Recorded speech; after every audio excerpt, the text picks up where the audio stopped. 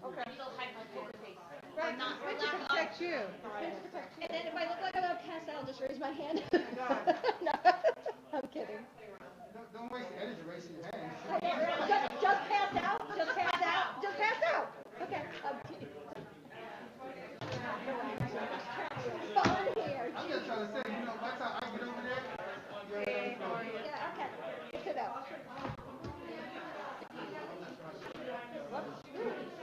Watch it when you open the water, guys. Really close.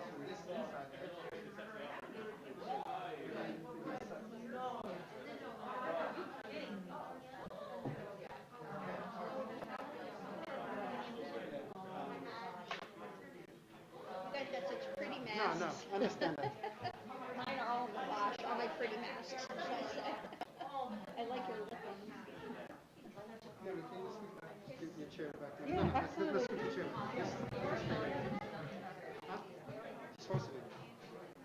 You tell me. There he is. Just put your chair back there. There he is. You just put your back there. There's the man. And we'll catch up, okay? Okay. Say hello. Oh, it has been fun. On what? This is very strange. I know, isn't it? Only 5.3. Did you notice? We have our own They're little asking me to bring him table. back. My brother's family, where he was staying. My brother's table. family had a house. I know. So four of his kids. A whole table to ourselves. So they have fevers. So his ex-wife. How old are they? The youngest is probably 10, and the oldest is going to be a senior in high school. This So coming Todd, do we get a ride? Do we all take turns getting a ride on your bike? I have to practice on myself first. We're trying to figure out where to bring him back, because if we bring him back, If I had another helmet. so we'll be able to just take him back. And he can't I'm not kidding you. I was just reading. Nothing I like just that. reading it. Especially the highway. Well, Yeah. This is so funny. other people. He's probably relocated now to Oh, living with my sister and in-laws. Temporarily. Yeah, it's very stressful. I'm so sorry, it's hard. But it's just because Florida is, I just don't believe, you want to go Florida, right? You don't want to go to Florida. Yeah. Understood. I get it. With tracing, it's in quarantine. So, for example, here, if you're with someone, the tracing, you're quarantined if they're testing positive. And asked by it. So Hi, Grace. it's, How are you? Florida passed us, by the way, in positive cases. Are you trying to enjoy the summer somewhat? 440,000. That's a good thing. No, we're over Good. 400. We're Good just to hear. behind them, like 439,000. But California's ahead of all of us. It's California now, Florida, and New York. And Maybe it's Texas. We still have by far the highest death rate, which is, and we're seeing the reason for that is I know, because our numbers are probably too low. I can't box up my glasses. Ah. I know, it's awful. With the stuff with my New York, metro area, so.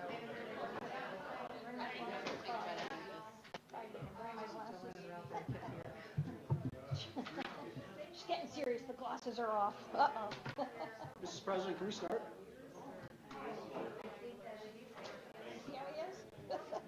Isn't he just dictating? Start turning the lights on. We gotta turn the lights on. Turn the lights. You're talking to me? Testing, testing. Robin, can you hear me back? Robin, can you hear me? Yes, it's good. Yeah. We bring this meeting to order. Let's start with the Pledge of Allegiance. To the flag of the United States of America and to the republic for which it stands, one nation, under God, indivisible, with liberty and justice for all. Thank you, everybody. I hope you can hear me through this. Usually I have a big mouth, but I don't have a mess now. You can relax a little bit. Well, I'm talking. I can talk. We're in the distance, Good. All right, cool beans. Woo. All right, so let's adopt an agenda. Make a motion. First, Gus is first. Bob is second. All in favor? Great. Okay, this is a study session. Study session meetings are designed for the purpose of having administrative updates to the Board of Education, There are no public comments at study session meetings. Residents may view the next scheduled business meeting on August 11th and/or contact the board via email at boe@shenschools.org with any comments or questions.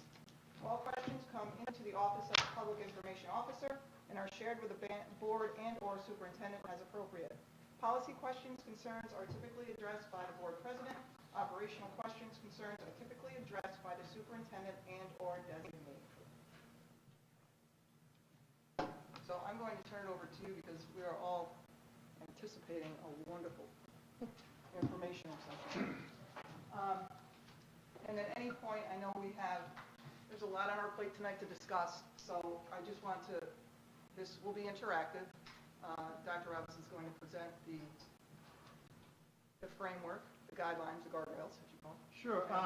Before doing so, I just want to share some interesting facts with the board because, you know, for the last several weeks, everyone has the heightened concerns about school opening and many different perspectives on it. And sometimes you get jaded to thinking that everything in the world is in flux and not in a good place. But the reality of it is there are a lot of good things happening.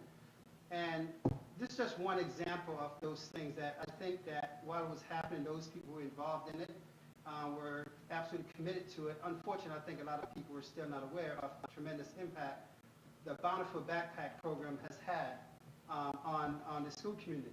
And Mrs. Carmen shared with me some statistics that I thought was so powerful that I want to share with the board, just some comparative statistics. So we got to think about it. Back in 2016, we were distributing about 5,300 bags for the school year. Then it went up to 6,200. Then it went up to 8,100. So think about it. Every year has been progressing. This past year, the close of the year, from March to June was the COVID period. Keep that in mind. We distributed 9,495. And so that's not, so the number is remarkable, over almost 1,500 difference. But when you look at the equivalent of meals distributed, this is where it really comes into play. Because yes, we had distributed 1,500 bags, but the quantity of food in the bag was so significantly more. We went from 48,000 pounds to 169,000. So when you think about that, when people really think about, meals, equivalent meals, when you think about going from 48,000 meals to 169,000 meals, it's kudos and attributed to the tremendous volunteers who found it not robbery to put their hands and feet and everything else to work to ensure that no child left hungry as we move forward. In terms of pounds of food, that translated to 141,000 pounds of food. So I share that perspective with the board and the community that's paying attention, because I think sometimes we kind of lose sight of the big picture, and sometimes we get too personal in our perspective, and not realizing that everything that we do as a system is focused on impacting the entire system. And it's important to have that context, and certainly for board members and the public to have that frame of mind, particularly as we start talking about reopening. Reopening isn't about any one child. Reopening is about all 10,000 students that every year we're committed, our mantra, commitment to excellence, that we're committed to provide a quality educational experience to. Certainly, the last 4 or 5 months have turned the entire globe upside down.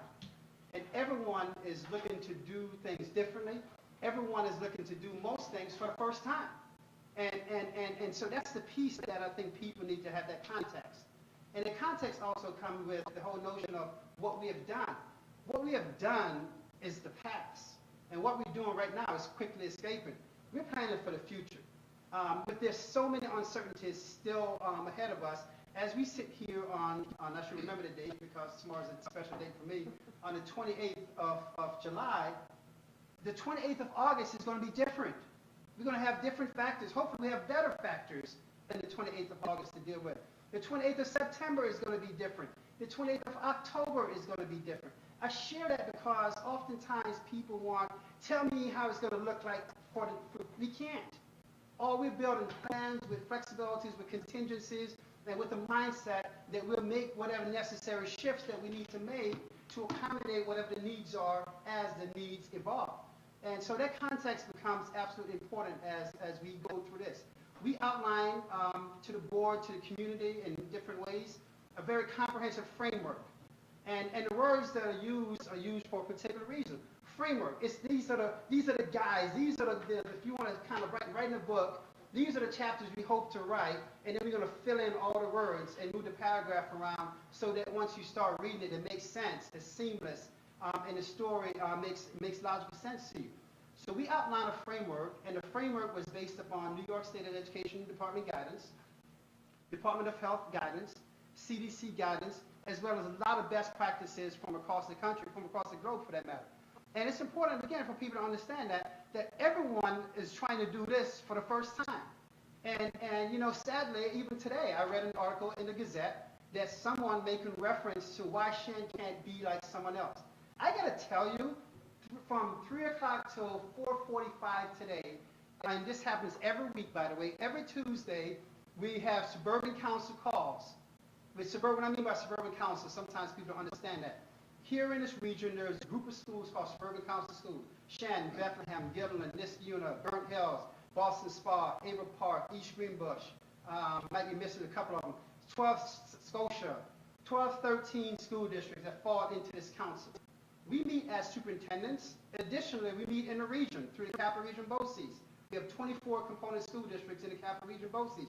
And now we go to the Warren Suffolk, the Wichita BOCES, north of us up here that covers Saratoga County, Warren and Washington County. We go to western New York that covers beyond Schoharie County. We go to mid-Hudson. So on our calls, we have over 50 plus superintendents and assistant superintendents or deputy superintendents on these calls. And all these calls are about planning for reopening. And we're all sharing best practices. So for someone to say, why can't we be like someone else? I got to tell you, and I think all my suburban council colleagues will say the same thing. There's no anyone else to be like. We're all using each other's information to develop plans.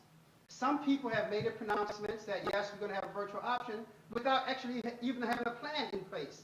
I got to tell you, I'm not going to say to this Board of Education what we're going to do without first knowing how and if we can do it.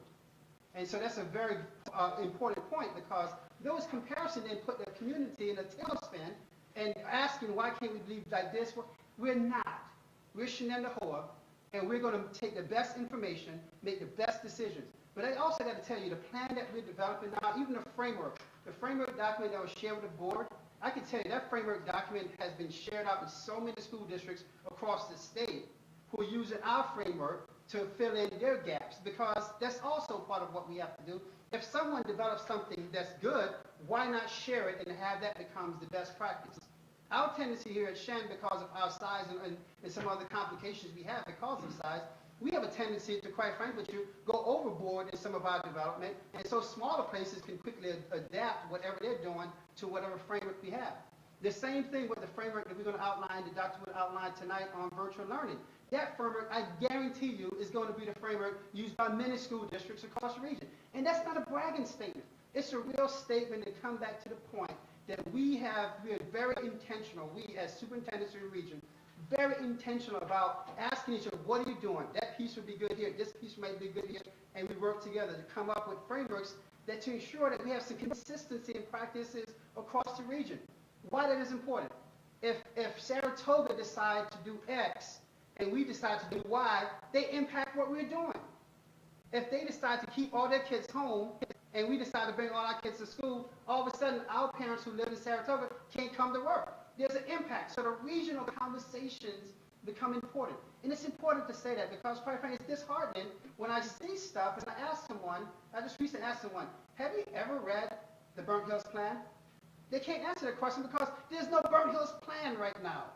We're in the process of developing the same things as we speak. And those are important points, I think, for the board to know and for the public to understand. And so I'm going to quickly walk through some of the stuff a lot of you have seen before to make sure that context is important. But before doing that, a couple other points I want to clarify as well. You know, we get a lot of comments about what's in the guidance.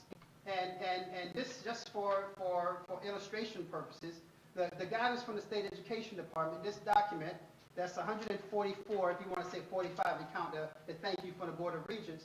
The 144-page document has been read over and over and over because this document drove the framework that we developed. In order to develop a framework, we had to know what was in this document. People make reference to page 31. And I think it's so ironic because at the bottom of page, actually it goes to page 32, that section that people make reference to talks about medically vulnerable high-risk groups. And everything below that pertains to that group. And it says, and these parents choose not, if these parents choose not to send their child back to school. That's what the guidance talks about medically high-risk parents. The DOH guidance also speaks to vulnerable populations. I say that because we are aware of what's in the guidance. And we are aware of those mandated needs. We are also aware that as a school system, we have a commitment to every kid. We have a commitment to providing opportunities for every kid to try to be as successful as they possibly can.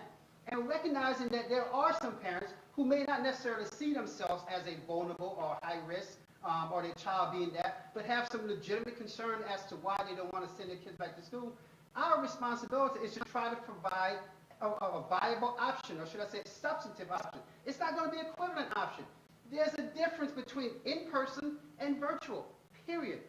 It will be substantive, but it's not going to be equivalent. It's no different than when we do board meetings in Google Meets. Yes, we get through the agenda, but it's a big difference than being in the space, understanding language, understanding emotions that comes with some of those kind of things, just as an example of what we're talking about. So I share those points because I think it's important for the public to understand that the plan that we are laying out, one, is based upon a lot of conversations with colleagues in the region.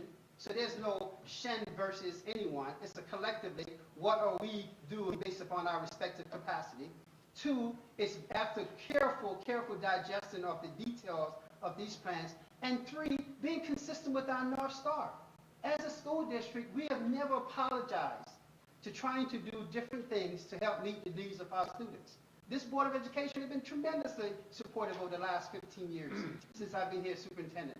And so I say that that context becomes important as we go from July 28th to August 28th to September 28th and move into, quite frankly, just still a very much uncertain future. Uncertain in terms of what the government is going to do come August 1st, uncertain in terms of what the state aid picture is going to be at some point in August, uncertain in terms of what the federal government dollar incentive might be that impact what we do. So there's huge uncertainties out there. And so for people who want to tell me exactly, I'm going to tell you, you will not get that answer. You'll get our plan. And our plan will be executed with a lot of flexibility in mind and be massaged as we move forward. So I think that context is important as we go through this piece of it. Can you, before you start, can you help me out with one thing? Explain when you talk about substantive and non. I think just define that a little bit more for So you'll hear Dr. Wood go through that piece of it when we start talking about addressing the core courses. So in other words, so let me give you, and again, Dr. Wood will go into more details of it, so I'm not going to spend the time here. But just give you a good example. When we went remote on March 16th, that Monday, so the 13th was that Friday, then Monday we went remote. We quickly pivoted. The experiences that kids had was good for that time. And in many cases, we went to a compressed curriculum, we changed our grading model, we did all these things to basically shrink a lot of stuff down for a short period of time. And so the intent for virtual is not to shrink a lot of stuff down for a short period of time, it's to have a much more robust course offerings, core courses, math, social studies, science, and English, for kids. And so it's a different perspective on that piece of it. But it's certainly not the same experience as being in person as we move forward. And so the virtual option also requires us to do more what we saw synchronous versus asynchronous. In other words, live simulcasting versus you may be getting a recording of something that a teacher did and you're putting out there and working offline, online on some of those initiatives. So the substantive piece speaks to the quality of the curriculum of the kids again, because we still have the same responsibility. Kids will be taking attendance if they're virtual. Kids will still be getting grades if they're virtual. Again, I'm stealing all Dr. Wood's thunder here. We still, if the Board of Regents decide to offer the Regents exams as they have in past years and not have the exemption that took place this June, kids will still be expected to be prepared for Regents exams.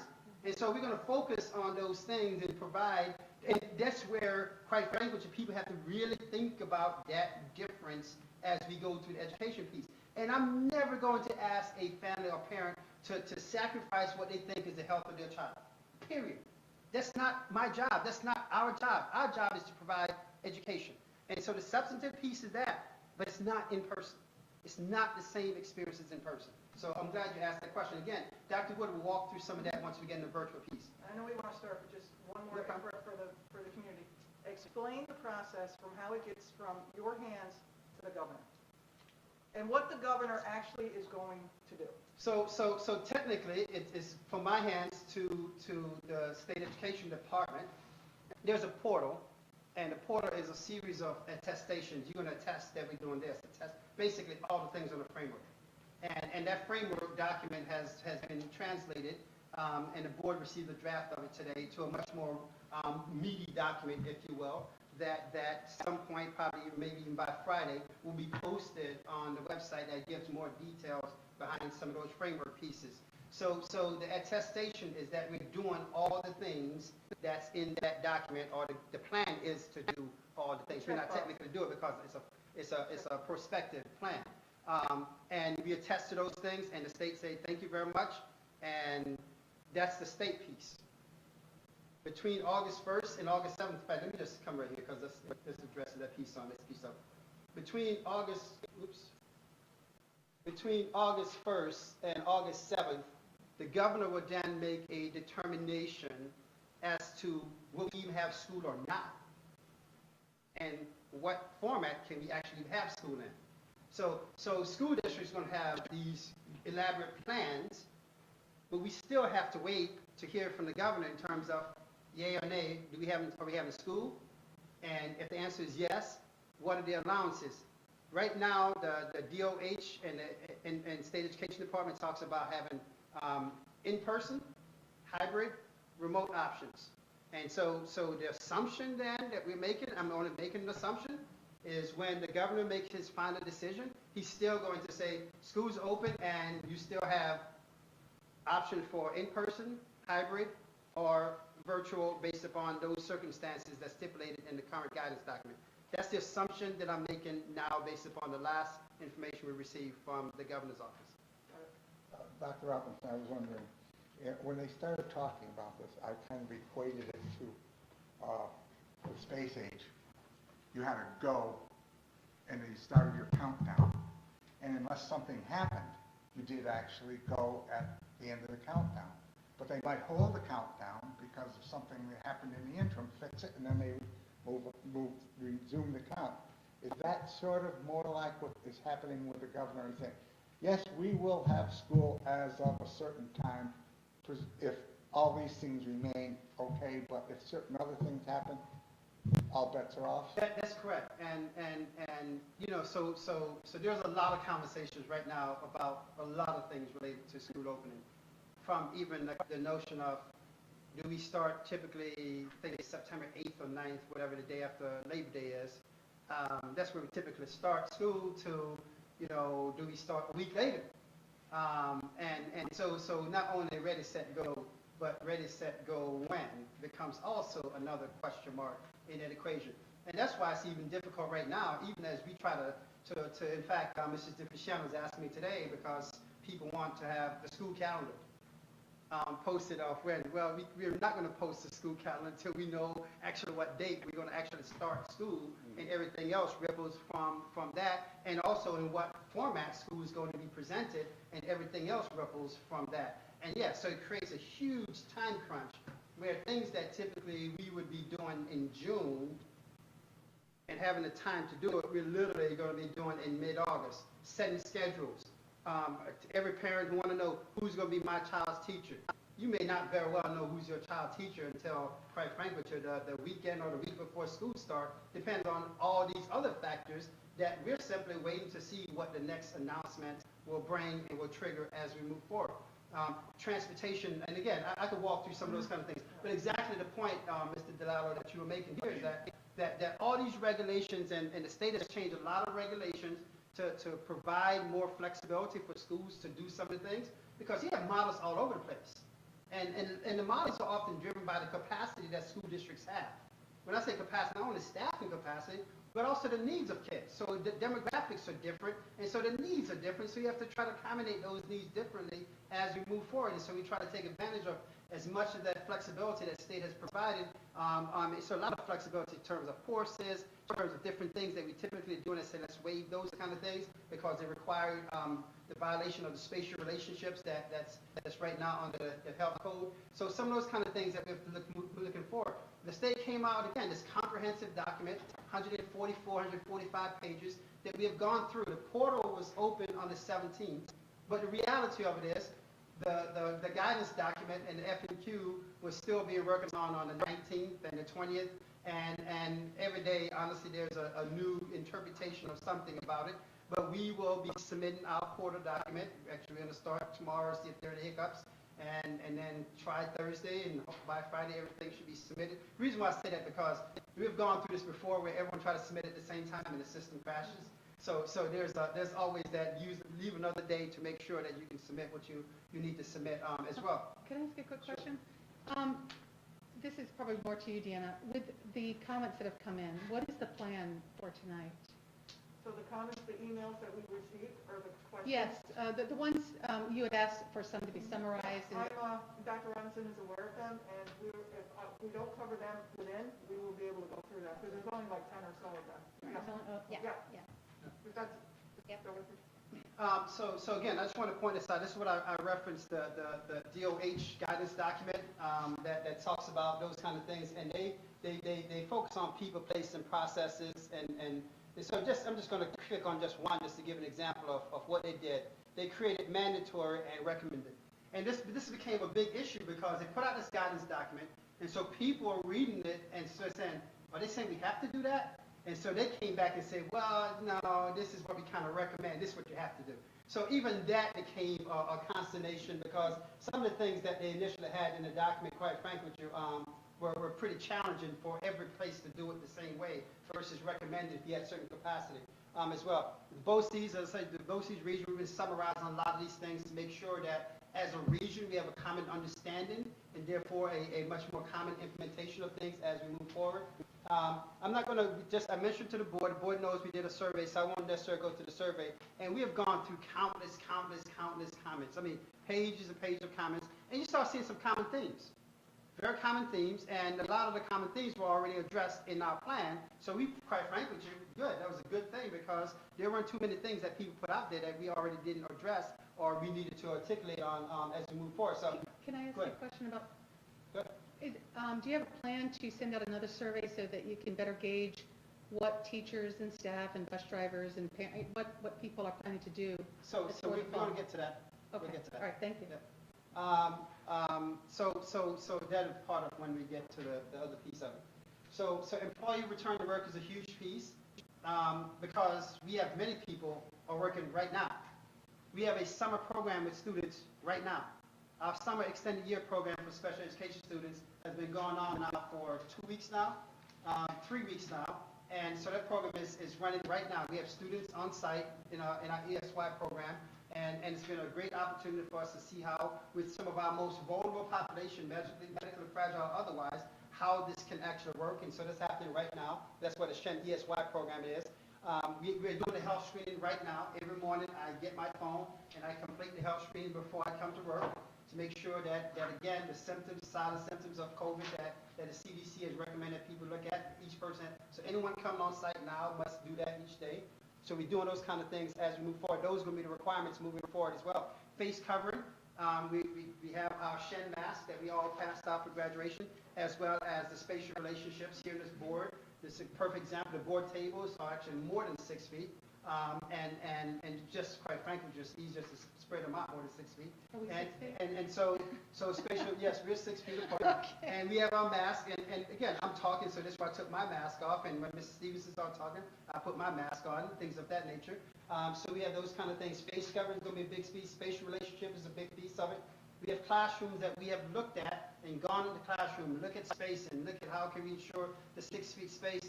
And what it has required, to be honest with you, is a lot of classrooms are pretty bare. In other words, you have a student desk and teacher desk. A lot of other stuff simply not in classrooms. And this was more of a challenge for the elementary level, because elementary classrooms have a tendency to have more things in them than secondary classrooms. Just the nature of the population. So we've gone through all those type things. Again, I won't necessarily pull the photos, but for the board's purposes, fiscal barriers, we have some places that we have to put file cabinets of separation on the barriers. If you come into the district office, the lobby desk, where we have a glass piece to create a physical barrier between people coming in the district office and the receptionist in there. So that's an example of when we put up a physical barrier to ensure that spatial relation takes place. One-way directional, you're going to start seeing in hallways. There'll be some hallways that be one way. There's some hallways that we can't have. You need to have kids going both ways, but as much as we can, we're going to try to have some one-way routes as well within buildings. Health service is a big piece of it. We have a lot of plans in place. Mrs. Carmen and Mrs. Bush are the two COVID safety coordinators being assigned, so it is always a go-to person in the district. Mrs. Bush is technically the backup to Mrs. Carmen, who is the relationship with the Saratoga County Health Department, relationship with our nurses, relationship with our school physician. So again, there's a one-point contact person for all those type things as well as we're looking forward. We're working on protocols right now to canvass employees who may think that they're, according to the guidance document, fall into the eligibility as vulnerable to come back to work. And there's a difference. I want to emphasize that. There's a difference between the criteria that a parent used to say, I want to keep my kid at home, versus the criteria that employees use. So there's a big difference. And I think sometimes people confuse those things. It's not a casual choice when you employ. There are criteria that you may satisfy. So we're in the process right now of putting that correspondence together. And if not by the end of the week, beginning of next week, that will be going out to try to get some sense of potential employees that we might be having conversation with to understand situations, so we could then have a better understanding of our capacity. So back to Mrs. Hoffman's question, that's one of the things that we're doing in terms of gauging where employees are in the sequence of things, so we could then understand what's the capacity that we have moving forward. This is one of the examples of those that we're going to use. Contact tracing is a big issue, so therefore signing into places become important. So like this room, for example, we know exactly who was here when. We know who was here before this. And so therefore, if something happened, we know, okay, we know the people who are in this space right now, and so contact tracing becomes easier. As you see when Dr. Wood started talking about school opening and the models that we use, trying to take advantage of this cohort model, so trying to keep groups of kids together as much as possible, particularly at the elementary level because they're in school every day, and trying to make sure that we know, so this cohort of kids, if they're going to recess, they're going to recess outside in that area, and not recess where they go outside and all of a sudden 100 kids come together. It's that pot of kids and they're in recess together, so again, contact tracing becomes important and trying to minimize transitions as much as you possibly can. As a result of that, people sign into buildings. People will be required to sign in. So we know who was here, when they were here, when they left, so we have to go backtrack. We need to do so. And the contact tracing, by the way, is in coordination with the health department. It's not Shen doing it. We are coordinating with the Saratoga County Health Department, and there's a process to that. Our responsibility is to make resources, information available so they can effectively do so as well. Health service, again, I want to go through those kind of things. That isolation room, something that we're working on right now. If in the middle of the day, a child demonstrating or illustrating some symptoms, or we do some random temperature checks, which I want to back up. One of the pieces that we're going to ask parents to do as a part of their child every morning is to ensure that the child is not having a fever of 100 or more. And so some people, my mom used to do it on your forehead. I'm not sure putting your finger on the forehead is a temperature check. So again, we're going to ask parents to do that piece of it. If we have a parent who say, I can't do it because I simply don't have a thermometer, okay, we're going to try to make our best effort to try to provide it. But this is not an invitation to send out 10,000 thermometers, by the way. I want to clarify that point. But we certainly don't want to have a situation where somebody says, I absolutely can't do it because for whatever reason. So those things become important as we go through the process as well. So we have strict protocols on return to work after a COVID case. And so those things, again, driven by the Department of Health protocols as we move forward. There are protocols, and we're still waiting for some clarification from this in terms of school closure. If you recall the first slide, the governor had this thing, if the regional rate is 9%, but I'm not sure if how that actually really applies. The reason why I say that, because we're in a kind of a unique situation where Shen is located in Saratoga County, but yet we kind of consider ourselves the capital region, but if we go north of here, we're not necessarily. So the question is, how does that regional rate and what does it apply? How does it apply if it's a specific school? Right now, the regulations are saying that, for instance, if something happened in this space, and we know that the only people who are in this building were the people here in this library, we'll shut the library down for a 24-hour period, disinfect the library. We bought these machines that are about $5,000 a pop, very expensive. By the way, all this stuff is expensive for return to school, that come in and disinfect the library. So this library will be offline, but the school building will still be open, potentially. The library will be offline because we know who are the people here. And so that's offline until it's disinfected and ready for use again. And also the contact tracing process will start. But right now, there's still some ambiguity surrounding that. So we're still waiting for some more detailed guidance, be it from the Department of Health or the State Education Department related to those kind of things. Mental health support's a big piece we're focused on because we know that, quite frankly with you, not only students but adults who are still having, because we don't know people's personal circumstances. We don't know who had to deal with any big COVID-related deaths or otherwise, and so we want to be able to support folks so they can be in place to make a contribution to the system. Disinfectant is a huge piece of it. This is going to be very typical that you see on a teacher's desk in the classroom. Wipes and sprays, and so this is a very typical thing where you wipe down personal spaces, you wipe down your computers, you wipe down your microphone, you wipe down your keyboard, all those kind of things. We want to make it accessible so people don't have the reason that they can't do it as well. Space disinfectant, as you probably walked in through the door, you probably saw a sign that said last disinfected by. So we have logs of when spaces were last disinfected by whom. So again, back to the contact tracing piece of cleaning frequently touched areas is a big part of it. Maintenance and filtration of filters within system. And that's an important one too, because sometimes people want to have one standard over here, but they live on a different standard. So when you think about the typical household, I know my house, sometimes I forget. I try to do a Thanksgiving date. That, oh yeah, every Thanksgiving I gotta go out and buy the new filter for the heating and HVAC system, because it's transition right between the summer months and going deep into the winter months. And so most people want to do that once a year. As a system, we were doing it twice. Moving forward, once we start getting back to full occupancy, we'll be doing it 4 times a year. So just think about that. We're going from once more than normal. Now we're going 4 times a year with that. We're also upgrading the rating of those filters. Again, try to address those kind of things.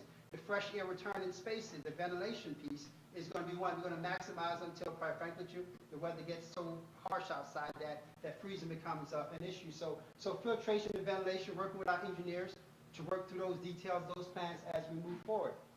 Protocols for people visiting schools, be it contractors or consultants, anyone coming to school, we need to have protocols that we know who's coming. If people delivering packages delivered here. You're not walking through the buildings, you're coming here.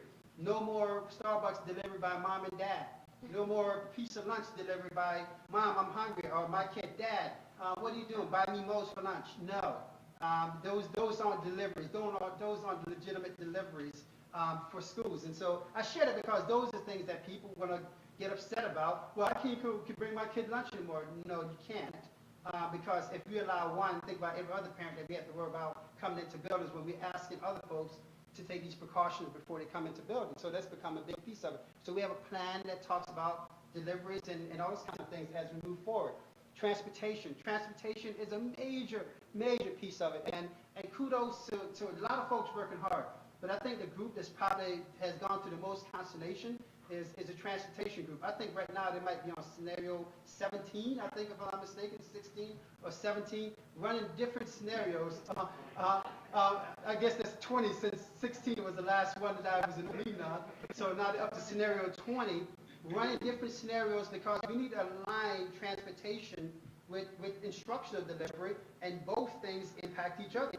And so we constantly looking at transportation. And be quite frank with you, that first week of transportation is going to be a learning experience as well to smooth everything out as we move forward. So we're looking at capacity issues. Kids will be required to wear masks on the bus. unless you have a medical reason otherwise. And a lot of those kids we already know because many of those kids we're transporting right now in the summer ESY program. So outside District 1 is a big piece of it as well, because we're now aligning, when do private schools open? What are their capacity issues? And you see how all these moving parts make this a complicated thing. And on the same note, you know, we're encouraging parents to bring kids, but it's kind of one of those, oh boy, because now we can have a huge log jam of cars on campus potentially if that's, and we also anticipate we're probably going to have more high school kids. Well, actually going to have less high school kids at a time, so that probably even out in terms of kids driving because we actually have less kids physically at a time. So again, I'm sharing those things with the board because all the nuances, we're looking at food services, we have a plan that talks about serving prepackaged meals, small groups. Shortly after, we'll start having spatial relations in designated spots in cafeterias to make sure we have social distancing, so we have see what capacity is and how many kids we have in the cafeteria, how many kids we need to feed elsewhere. All those things become important for us as we move forward. And so with all that being said, as Dr. would come forward, I share those things over and over. We have gone down the live stream. We spoke about these things many times over, live stream several times. All these things are recorded now on the website. This board meeting will be recorded too, also on YouTube. It's important that people actually spend the time to slow down and listen to the facts. Spend the time to read the documents that someone says, well, according to the New York guidance, it says, well, read extra guidance if you're going to comment on the guidance, because we have to. Because our responsibility is to put a plan together, that one that's consistent with this, but more importantly, one that provides a quality learning experience for kids. And so the guidance serves as that. And our job is to, if the guidance say minimally you have to do this, we're often doing this. We're often going beyond. It's no different than we've always said. We go beyond the mandates as a system. We're not a minimalist mandate type of school district. We're not. And I think that's why it puts us in the position where we are as a school district in many ways. And so when we look at those guidance, be it guidance for what Dr. was going to talk about, we look at those parameters and say, how can we do it better? How can we do more within those things? Recognize we won't violate the minimum requirements of those guidance. And so the learning piece becomes a huge piece of it as we move forward as well. And so before we transition, to make sure we practice good. You can keep it, actually. Okay. So Dr. Wood is going to walk through the instructional aspect of things so the board can have a good flavor of what we're looking to do instructionally. Yeah, so we're going to go through several. We're going to go through the in-person, and that's going to be kind of the majority of the talk is what are describing our in-person model. We will also talk about what happens if in-person shifts to remote, right? We get the message again, oh, you need to shut down and you need to go off-site. So what would that look like? We're going to talk about the hybrid model, which is the in-person some of the time. We're also going to talk about a completely virtual learning model. So we will get to all of that, and it will be structured as we go.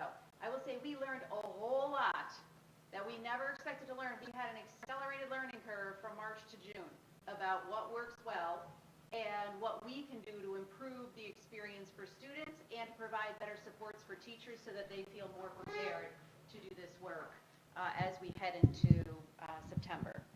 So we heard loud and clear from our families the need for having our children, our youngest learners in every day. There were very few days or weeks that went by where we didn't get some sort of messaging saying, thank you very much for all your teachers are doing. This is untenable. I cannot sit with my child. I was not designed to teach my child how to read and write, how to do math. This is really more than we can take. So, and we certainly weren't the only school district hearing that a lot.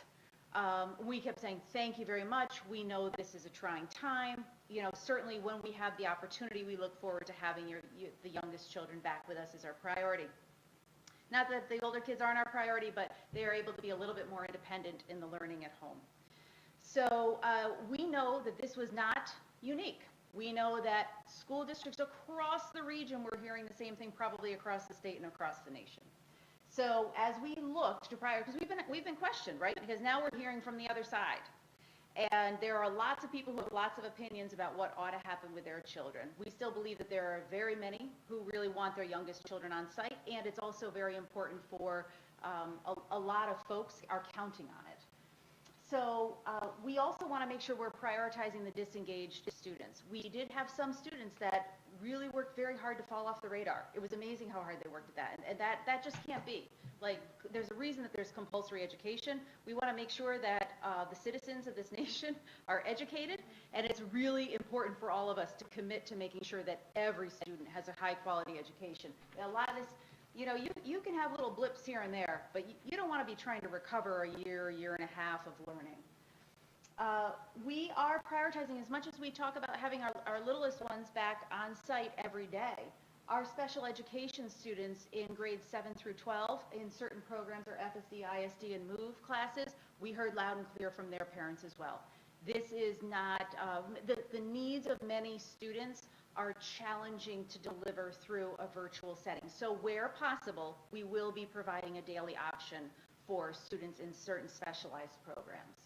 Also, we will be looking very closely at our students who are learning English to see where does it make sense to bring certain students in more often depending on their needs.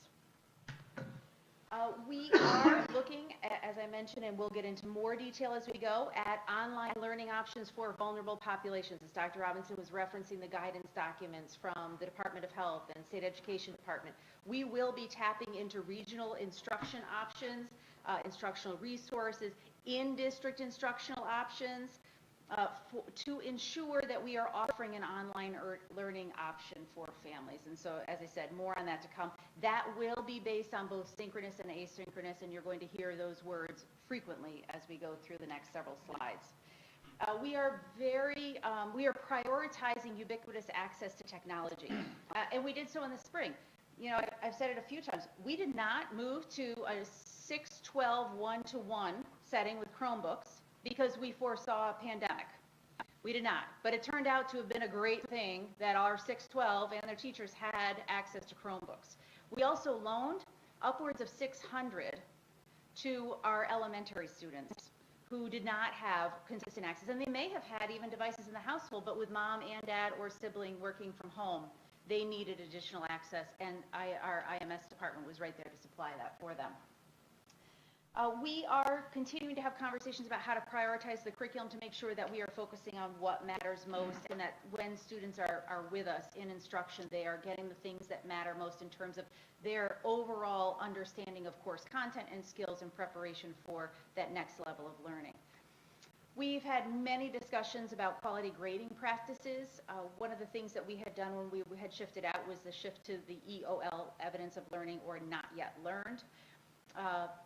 Probably, you know, you can doubt any decision either which way, but I would still stand by good decision for the spring. Also know that we need something that is more nuanced for a return to school in the fall.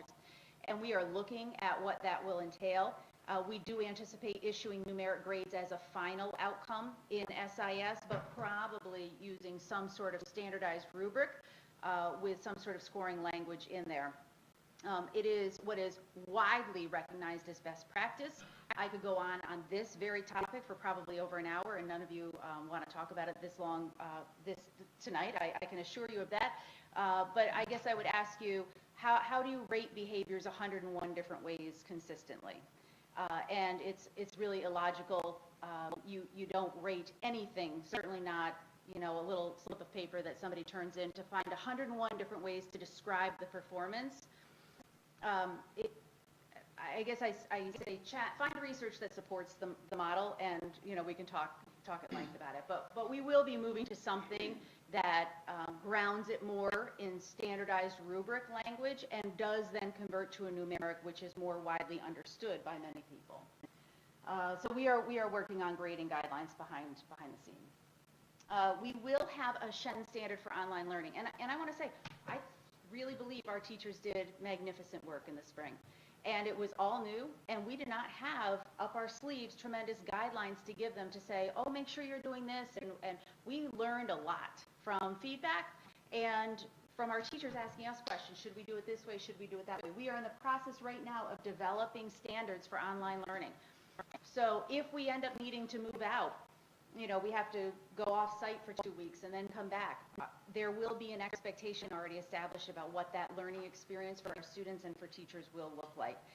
We are making sure that we are attending to the social emotional learning. School is going to look different when our kids come back, different than when they left on March 13th. It's going to feel different, just even in terms of not using lockers and the walking one way and the trying to minimize the number of students you come in contact with. And so we are really going to try to talk about how, and believe it or not, it's happening all around us, right? Some of these outsized reactions we get from people where there are very simple answers, some of that is built up anxiety about the larger pandemic and the situation people are living in. So we need to make sure that we are normalizing those conversations in the classroom, and we want to make sure that when the kindergarten looks like Mrs. or the kindergarten teacher looks like Mrs. Rajat looks like now, right, with the mask on, that little kids say, oh, it's okay, like she's smiling behind that. This is what it looks like, right? We want to make sure we're establishing deep and authentic connections with our students who may only see this much of us. So, as we keep moving, we are also establishing standards for Google Classroom. We are trying to look at Google Classroom from the student experience and how does it look from one teacher to the next, right? So we have tremendous professional development that has been developed by John Bullington, Vanessa Kramer. They have made instructional videos to teachers to say, this is what it looks like to students, and here are the guidelines we're asking each of you to follow. And we recognize it might be a change for you, but for a student who has 6 or 7 different teachers or 6 or 7 different Google Classrooms, this will help standardize their understanding and use of the platform. We are also doing a lot of additional professional development planning right now. In fact, on our call, it was supposed to be an hour, went well over that today with our academic leaders, coming up with our professional learning for teaching in a block. You'll notice that we are talking about accelerating our timeline to move to the block schedule, not because we wanted to wish away a year. We did not. It had just turned out that the planning that we had done so far lines up perfectly with fewer transitions and reducing the cohorts that students are coming in contact with. So we kept saying, oh, well, let's look at another model. Let's try something different. And they kept coming back to, why are we doing that? We have a better model already that we were planning to move to for the following year. So a lot of time and energy. In fact, I know there's work happening probably even tonight on professional learning to help teachers feel more comfortable and prepared to shift into teaching in a block. I'd already mentioned the social emotional well-being.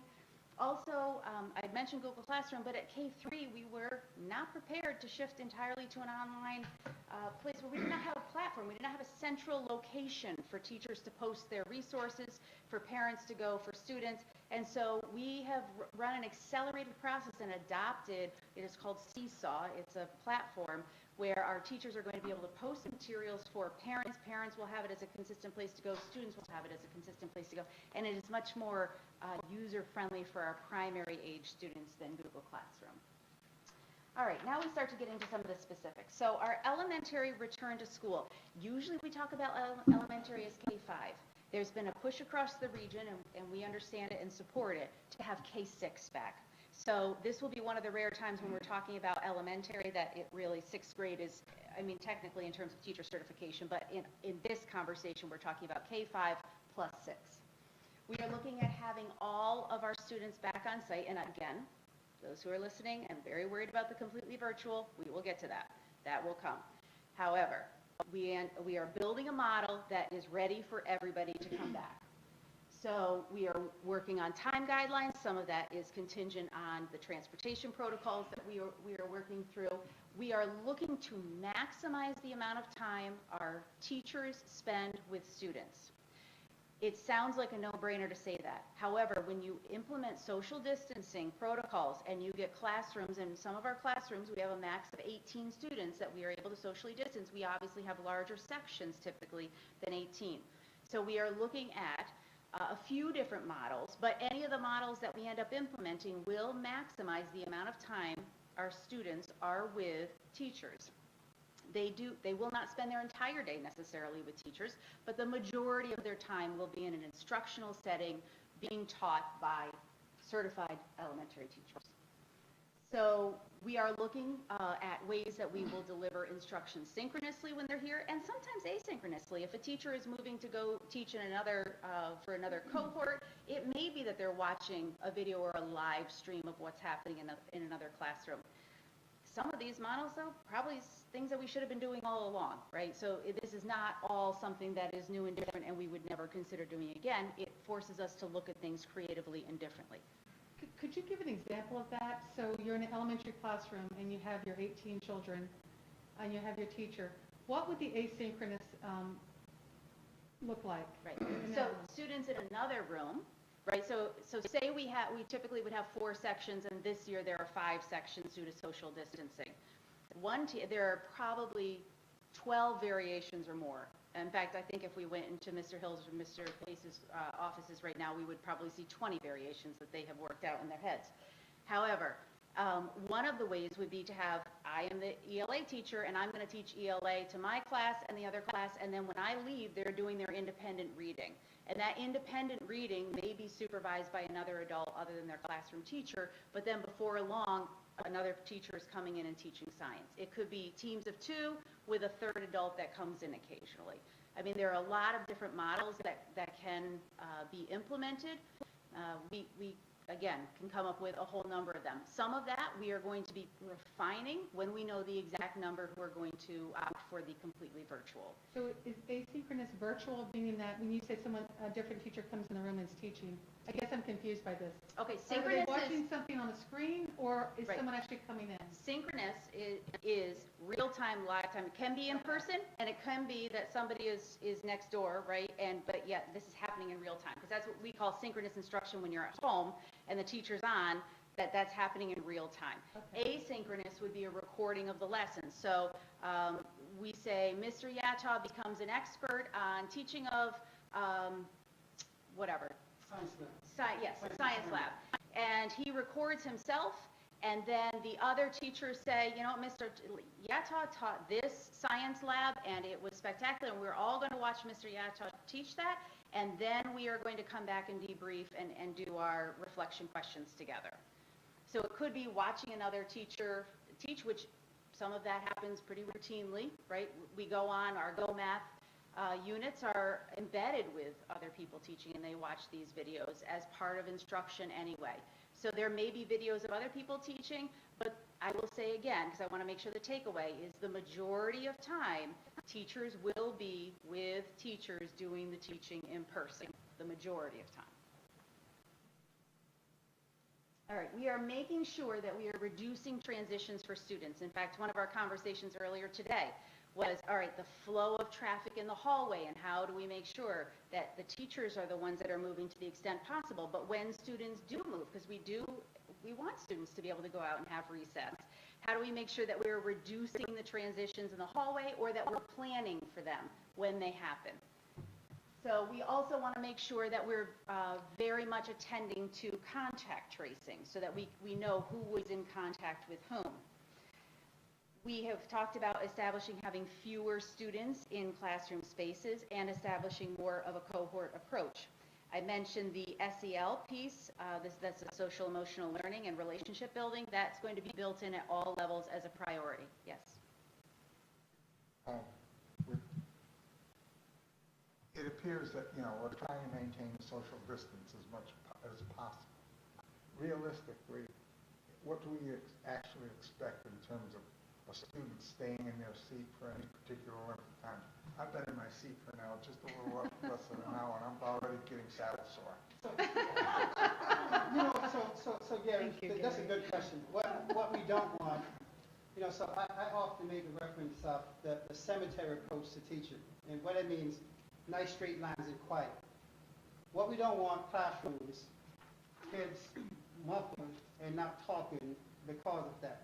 We want to be able to look at, teachers need to be able to have that decision of how do we, that's why the transition between different people coming in, different activities becomes important as well. Because, elementary teachers are good at that because they have the same kids typically all day.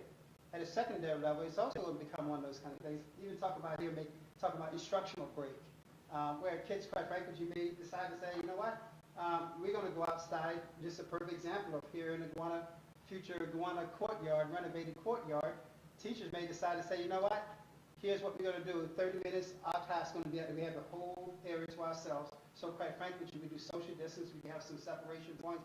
And those are kind of things that we want to make sure that's a part of it. But that's also part of the professional obligation, if you will. So our expectation, we're not putting anything right. Thou shalt have every kid sit the whole time. And our thing is make sure you have your mask, practice good social distancing, and particularly having the mask on, because there are some situations when we walked in here, we were having a conversation, no one was measuring exactly 6 feet, because quite frankly, both parties were wearing a mask. And if you look at all the research, when you have two people wearing a mask, it allows for some of those interactions to take place as well. So good question. For people who think it's just going to be a quiet, muffled place, that's the last thing we want it to be, a quiet, muffled place. There are also other options, right? Kids can turn their chair around and kneel on it.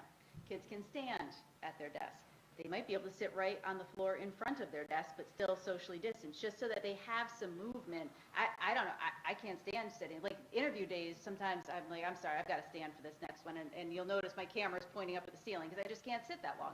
But our kids are the same way, and we will account for that. We have to. They have to be able to move in and out and around. And to the point of taking kids outside, that's a very, very important point. Yes. And just, to piggyback on that, not just sitting still, but, knowing elementary kids, they're smart kids, we know that, but also they're kids. I know it's going to be tough too because the teachers, and I think that's the important part of having supports available to explain to the kids and provide that understanding of this is different, but knowing little kids, they're just going to go right up to their friend Joey and give him a big hug or whatever the Yeah, first I'm day, watching adults do that all over the Yeah, place, and I'm doing exactly. I think Yeah. we've forgotten. Yes, absolutely. We're going to have to remind little ones they naturally care about each other, right? And they don't walk around with a natural 6 Right. feet distance in their pocket. I think we have to emphasize two different things. They're not synonymous. Social distancing and wearing masks are two different things. Right. And so right now, a lot of places say if we could be 6 feet apart, we can take the mask off. Here in this room, we're kind of, if you want to say, taking the extra precautions, if you will, by having the mask on. Right. And so two different things. Even if you look across the country, you have some places, Massachusetts, in their reopening plan as a state, it's 3 feet with a mask.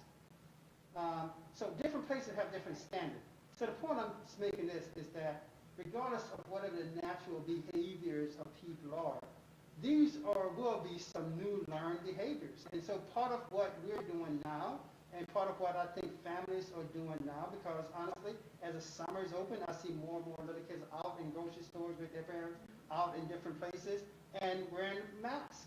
And I just saw a little kid out there in the price shop where I had to bust his shop because he had a little white mask that he drew all over it, and I thought, okay, I got to get that kid a Shen mask because, and I said to Mom, it was a cute mask. She was like, yeah, I'm having him wear his mask now because otherwise he never had to wear a mask because it was always in the house. Right. And so those are the things that these conversations become aware of, because at the end of the day, regardless, no one's going to live in a bubble.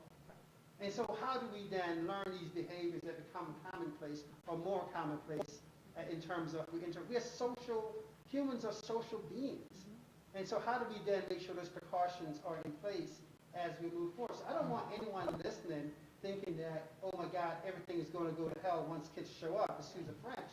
That's not the case at all. We're saying that we're going to try to uphold those things as much as possible, to the point we're going to say to parents that your child will come to school with a mask, and if he or she doesn't have a mask, we'll have one ready for them when they show up. And if we have a situation where a kid's just being completely obstinate saying, I'm not wearing it, you're being called to come and get your child in that situation, because that's an expectation that we have.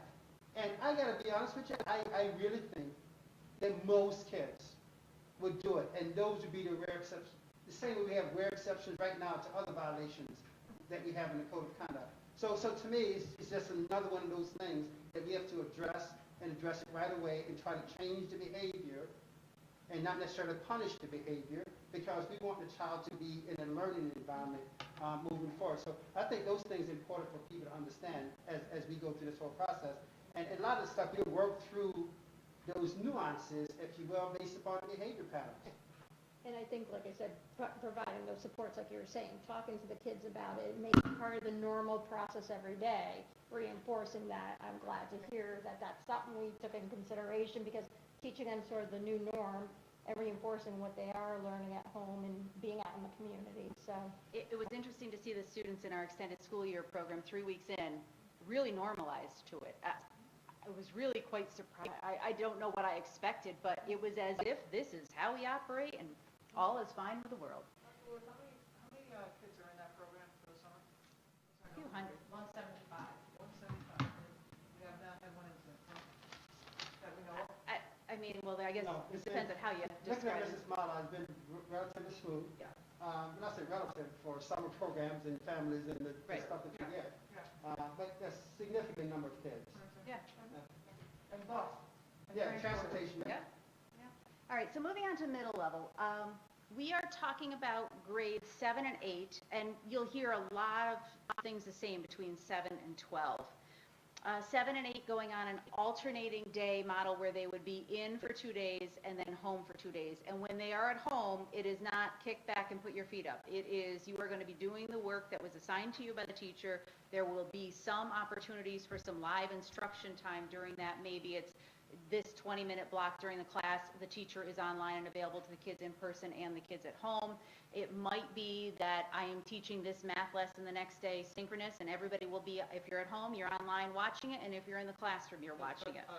Like a flipped classroom model, that's right. Or I have already prepared the video that you're going to watch. It's like almost doing your homework the night before, learning what the lesson is, and then you're going to come do the problem set in front of me when I'm here to support you, right? There are a lot of different models we can use for it, and are currently formulating those for ideas for teachers on how to do it. There will be synchronous and asynchronous during that hybrid model. Certainly, obviously, in person will be synchronous. Sometimes at home will be asynchronous, sometimes maybe synchronous as well. Elizabeth, on that, you can't tell who's talking. On the hybrid, 2 days on, 2 days off, does that mean no kids are coming to school on Friday, or will Friday be the No, first day? it'll It would start rotate. over. It'll reset. Perfect, Mhm. thank you. Yeah, so in fact, this, if you keep going, we've got that right here. So this would be hypothetically Monday, Tuesday, Wednesday, Thursday, Friday, Monday, Tuesday, Wednesday, and it just keeps going. Perfect. So we are talking about making sure that there's a staggered release time. That's another reason why the block schedule works well, because if we had stuck with a 9-period day, and you'll see images of it shortly, it is not ideal. We would be cutting, our periods would be so small by the time we allowed for the extended travel time. If you notice, this is the left two schedules are our typical schedules. So this might be an A day and this might be a B day. But you'll see all the passing times, all those little slivers in there are the passing times currently. So those would be all the times our students would be traveling through the hall if we stuck with a traditional 9-period day. Revert to a block schedule, and notice they will go directly to their first block combined with some sort of advisory, so that's one less transition there. They will stay there for, like a double period essentially. They'll then have an extended passing time, so they will have students going in waves to their next class. Go to their next class. The next block at the middle school, because the middle school has a slightly later schedule, lunch will be included in that second block, because obviously we can't have 600 students in a cafeteria anymore, so we're rethinking our lunch patterns. Another passing time, going on to the third block, another passing time, and the fourth time. If you count up the number of passing times relative to a 9-period day, it becomes obvious.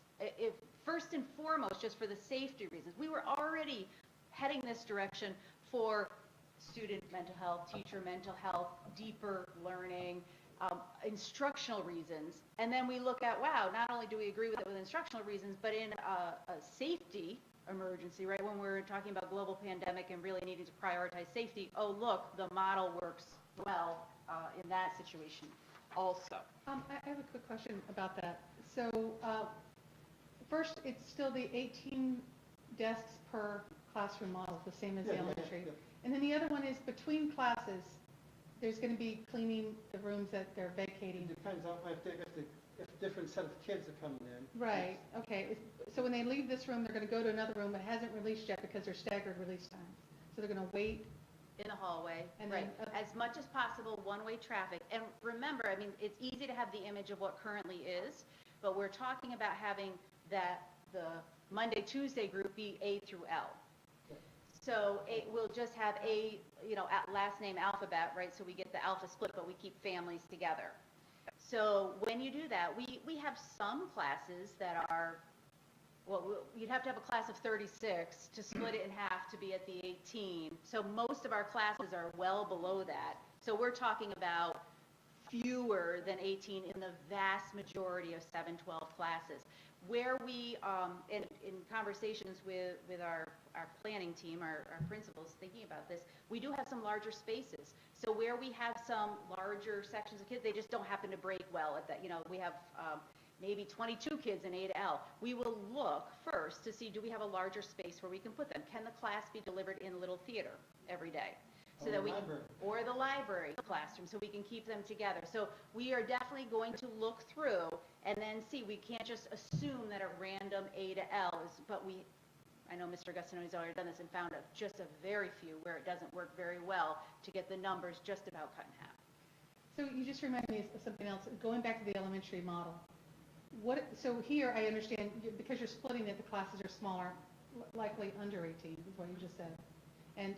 But what about the elementary school? How many additional classrooms are you anticipating? It will very much depend on how many register for the completely virtual learning model. Okay, of course. If no one registered for it, we would be taking the total number of students at the grade level and dividing by 18 and coming up with how many sections we needed, right? So then we would be spacing them out, the students out in that manner, or looking for larger spaces. All right, no reason to survey. So the high school, No, I mean, just similar thing. You just looked at. yeah. So the high school, very similar, similar process to what the block schedule will look like. I do want to point out, there are some challenges that are hard to reconcile. Performing groups in physical education, as long as we can do physical education outside, probably okay in most cases. I know we're actively having conversations about at the high school for students who have fewer courses, if there happens to be a day where the only thing they were coming in for was PE, could we provide them a virtual option for that, right? Like, we are really thinking creatively about how to make sure we are maximizing kids' times when they're coming in and providing options, knowing that, we think physical education is very important and it is the highlight of some of our kids' day. And yet, it's going to be different, and we have to think about how to provide it in a different way. Performing groups, our musical performing groups, are another challenge, especially when I hear about some of our high school music teachers coming in and measuring our high school auditorium, trying to get 12 feet between students, and it consumes, one performing group consumes most of the auditorium by the time you get 12 feet between them. But you commend people, you say, this is so important, we know kids really love this, and we're looking for solutions together. This is not it's my idea or your idea, it's our collective idea to make sense of what a legitimate return to school model can be. All right, moving on to the completely virtual. For families who have concerns about their child's health, or the impact of coming into school and then going home with a family member, we are going to be offering a completely virtual learning option. So it will be a substantial educational experience for students. It will not be, a half hour here, half hour there. No, it's going to be the focus on the core area. Students will be able to move forward. Thank you. Core English language arts, math, science, social studies is the standard core. You can occasionally, in the conversation, world language teachers would be screaming right now, if I could hear them through the computer, saying that they are part of the core, which in many cases they are, because it feeds into a graduation requirement at the secondary level. Although the tech teachers on the other side are in my other ear saying, well, they could get a 5-unit sequence in tech. So it kind of it's a complexity there as far as who's in the core. But we will make sure at the elementary level that students have quality instruction in ELA, math, science, and social studies. And at the secondary level, that they have quality instruction in those 4 areas and any other course needed to work toward graduation. So if they are in a world language, we will work to try to hook them up with some sort of world language study so that they can keep progressing toward graduation. If they are in need of high school health, we will see what we can do. We are not promising to offer every elective, but I'm probably getting ahead of myself here. It will be a mix of in-person and hybrid, or it'll be a mix of in-person and recorded lessons that students will access.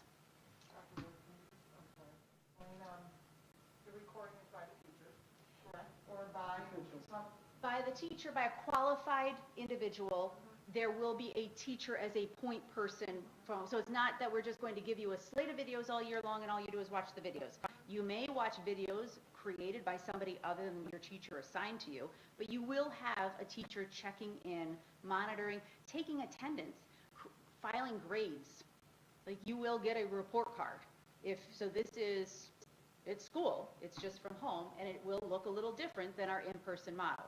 So just to kind of elaborate, and it's in the planning phase, we haven't been created yet. A conversation on the side, we talked about regional resources, and that term is used a couple different times. Regional meaning within the capital region, BOCES. And we're having conversations now. This may not be as applicable as Shen, but say, for instance, a good example, one of my colleagues from Schoharie County says, if I want to have 2 kids that need a physics class or something, and they're out virtually, I don't have the capacity to give that kid that. But if Shen is doing something, or we created a regional platform that kid could tap into that course, that kid tap into that course if the kid is out virtually. So I say that because and that's a secondary example.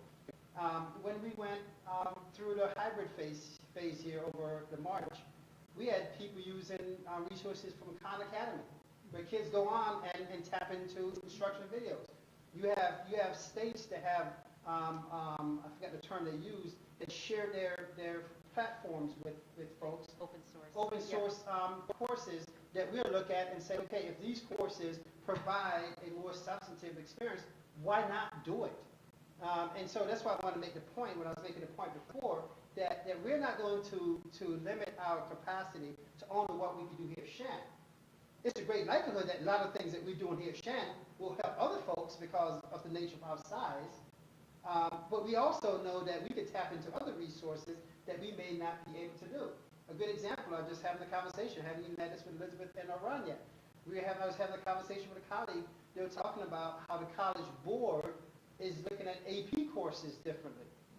Because if all of a sudden you have a kid who's in school and a kid out of school, and the out of school kid want to take an AP course, but this place don't have the capacity to effectively do it, College Board is trying to figure out how can they implement some regional options as well. So again, both in school and out of school kids can tap into those resources. So I share all that with you because, do I have that exact plan now? No, but all those organizations that have a vested interest in putting stuff together, working hard right now for September, October to have those plans in place. And so the opportunities that kids get, regardless if they're here on site or off site, could be a mixture of different opportunities. And that's why we talk about even on site having synchronous. We could literally have a kid in an AP class with a teacher there, but that lesson might be being taught by somebody else because of capacity issues or, quite frankly, availability of expertise. So it's always going to come back to that quality quotient and how do we use technology to extend our reach. And that's one thing technology has done. We can now tap into people and places beyond the concrete structure of our schools. And so that's the part of the exciting piece of it. So as we look at some of these virtual models, and schools in the region create virtual models, we're all going to try to see how can we piggyback on each other as much as we possibly can to use each other as resources to create this completely virtual experience that Dr. Wood is talking about. And going back to what we learned, I've already had teachers ask, will what Cap Region BOCES did in the spring of coming up with some recommended lessons and resources move forward?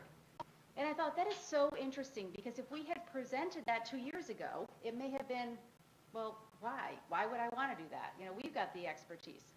And now we're seeing like, wait, why are we all doing all this duplicative work? When really what it could be is pooling our resources and then teachers looking at it and saying, yes, this will work. Nope, I think my students already know that. I can move beyond that, right? They can be sorting through the materials, culling it for their needs as opposed to feeling like they have to create so much of it. And there is a lot of potential here. I want to point out that there will be limited course offerings for electives. The number of electives we offer at the high school, it is huge.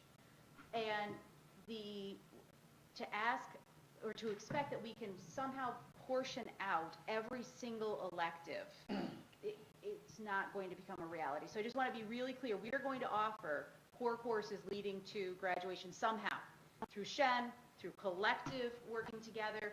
We are going to go the mile to try to make sure kids have what they can have. We also may, and we'll know better when we get the returns of who is interested in this, look at, we may be able to offer an intro to business. We may be able to offer some of the standard electives. We will see. We'll have a better idea when we get those numbers. Dr. Wynn, I don't mean to push on you, but just explain why it would be, just a little bit more explanation of why it is difficult for those electives out. Yes. So if you are a teacher right now and you are teaching 3 different electives, if you are a high school teacher and knowing that the majority of our students and our task was to design a back to school plan, you would have your two groups of students. You would have the group that you have every day, right? So they're the one that's with you and the one that's at home. Now we would be introducing to your load a third that you'd never see. You'd only see virtually. So it works if we can pull off an entire section.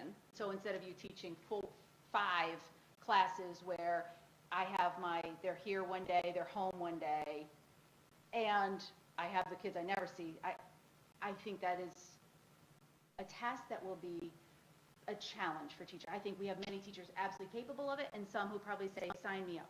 But the probably better way to give attention to the students at home and full attention to the kids who are in this hybrid model is to where we can pull off, and I'll call it discrete sections. So where we are able to cluster 28 students learning from home who all can fit an introduction to business, rather than the teacher saying, you're my group that's here with me, and then you'll be home tomorrow, and then also thinking about the kids that you never see, because it does change your instruction. That was we knew that from March to June. If you never get to see them in person in front of you, it changes the activities you're developing and how you're delivering it. And so that's a heavy lift for a teacher of a course to think that you're going to have 3 different methods that you're going to be. Will I say that won't happen for anybody? No, I won't say that will happen for anybody. But I will say where possible, we're going to have our teachers focus on, for this block 1, you're going to have the group that's with you and the group that's home and then comes to you tomorrow. And another section would be the ones who are at home, because it allows them to customize instruction for the kids that they don't get to see in person. It is a different delivery model. Just like any of us who've been teaching, be it an in-person meeting, you plan differently than if it's a virtual meeting. It's just a different planning scenario. I'm not saying it's impossible. I'm saying it would be challenging, and the best outcome for students are where we can keep pure sections, and for our teachers too. I do want to point out at the elementary level, our intention is to look for, at the previous conversation of staff that are unable to return in person, and try to do some sort of matching with the completely virtual. I do want to remind everybody that is going to be a puzzle where all the pieces aren't going to fit, because teacher certifications are varied. And the likelihood we have an exact lineup between teacher certification of who are unable to return to work and the needs of the students at home is that I would go and play the lottery that day, right? If that came in as a return, that worked out perfectly. Can you explain just a little bit Yes, more so about that? just high school science teacher. You have to teach physics, you have to have a physics certification. To teach chemistry, you have to have a chemistry certification. To teach earth science, you have to have an earth science certification. We can only, state guidelines, have you teach 1 class out of your certification area and not be out of compliance with state education department. So the numbers of teachers would have to line up just so, which is why the conversation about a regional approach becomes so important, which is why a small school in Schoharie County, if we are able to offer one section of virtual physics, we may be saying, yes, Dave, yes, we'll take one or two of your students in physics. And if Shaker is able to offer AP Environmental, and we only had 3 students, we may be able to do a match there. This stuff is not going to happen overnight. We are going to be frantically working on schedules through August and early September. This does not come together easily. If we had 30 students, we could sit and hand schedule all of it, and it's no problem. We have 9,600 and something schedules to put together, and they're all unique and different. And this will not be an easy task. And we're not saying we're not up for it. We're working very hard. Okay, so guidelines for the completely virtual learning, CVL, are in the process of being developed, including the process for families to notify the district. It will be a formal process. Notification will go home through SIS, which are student information system, the messenger system that families get in their email. In a perfect world, it would happen by the end of this week. I can't promise that it will be ready, but it will happen in short order, within, I would think, the next week. A message will go home saying, these are our return to school options. This is what we're planning for. We're planning for this in-person plan for elementary, middle, and high school with the level of detail, I say level detail, with some general detail about what families can expect. And if you would like to instead register your child for the completely virtual learning option, please know these are the guidelines. And the guidelines will include that you will be making that choice for minimally the first trimester at the elementary. What's the date, around November? Students will be out learning at home through the first trimester. We will ask that you notify us no later than about November 1st, because we're going to need about 6 weeks if we need to reconfigure sections. And we would like to have as small of an impact as our students who have committed to being here in person as possible. Think about how uncomfortable that could be if we needed to all of a sudden reintegrate hundreds of students and then impact students who had been with us, right? So we need time to plan to mitigate the impact. So, Elizabeth, I just want to emphasize a point on that, because I want to go back to why this option even exists. And I've read many emails, and thank you, Mrs. Stevens. You've been a wonderful, wonderful person of calling people back. And I say it because I get people say, you didn't call me back. I got to tell you folks, I love you dearly, but my 18-hour days doesn't afford me to call back everyone who says call me back. I try to be respectful to answer most emails. Mrs. Stevens has been great meeting with people, calling people back when they send stuff to the board. Thank you for that. I would say 9 out of 10 of those correspondences, people talk about either they have some concerns about their kid's risk. So if you have that concern shouldn't be a one-day concern. It shouldn't be a one-week concern. It should be a concern that you legitimately have for an extended period of time. And that's why this time sequence becomes important. We cannot have people say, today I think I want to have Deanna do the virtual option, but I'm going to send Deanna back to school tomorrow. That's not the intent. And I know someone might be upset with me right now who's watching this. That's not the intent. The intent is to really legitimately address people who say, I have concerns about my child being back in the physical space of school. That concern should be enough for you to go to this piece when you get this. Mrs. Hoffman mentioned a survey, and that's why they want to answer this section of the survey. It's more than a survey. We're going to ask you, you're committing that your child's going to be minimum this period of time, because we're planning for that. At high school, we're planning for that. We can't have a situation where we're planning all of a sudden 10 new kids show up, and we got to think, oh my God, where do we now put these new kids? What's the sequence of things? Because this is a huge undertaking. And yes, we're going to try to have this out sooner than later. And I know we're going to have some folks say, well, it's too early for me to make that decision. I understand that. It's too late for us to already make many of the decisions that we're making right now. And I respectfully say that because it's that balance of trying to put all these girls together to come out with something in September that's doable. So we have the mandates, we have the technical framework, and now we're going to try to put together the operational plan. Three whole, this very distinct processes we're going through. That's why this piece becomes so important, because it gives us a real gauge. If we look at the survey that we went out, the survey is saying that we probably think anywhere from 5 to maybe 14% of the folks may not have their kids come back. If you look at the national survey broken down from regions, because they have to do it by region, because if you go to the South now, ironically, in the South, which has the highest COVID increase, you have more people actually want to get their kids back in space. Why? Because of the equity issues that they know when kids are out virtually, kids simply don't have access to technology. So it's a balance, it's a greater balance for those parents saying, oh my God, I want my kid to have a quality education, but I know the issues. So we started looking at the data look different in terms of where the COVID situation is different and what's the response, because these national surveys put everything in average, the highs and the lows. Then you start seeing for places like New York has one of the lowest rates. You see the average is anywhere around that 5 to 15% that people are thinking. And I say thinking because we don't have any schools open yet. The proof is going to be in the pudding second week in August, when many schools in other states start to open up. What are the real numbers that they're going to have? And so we're going to look at that as well. So this becomes a very important. That's why I want to emphasize that point. So when we send this out, we really need, this is a big logistical planning piece. It impacts what we're doing programmatically. It impacts what we're doing transportation. It impacts how we look at food services. It impacts everything that we're doing. And if we can have a plus or minus 1 margin of error, we'll live with a plus and 1 minus margin error versus a 5 or 15% margin of error.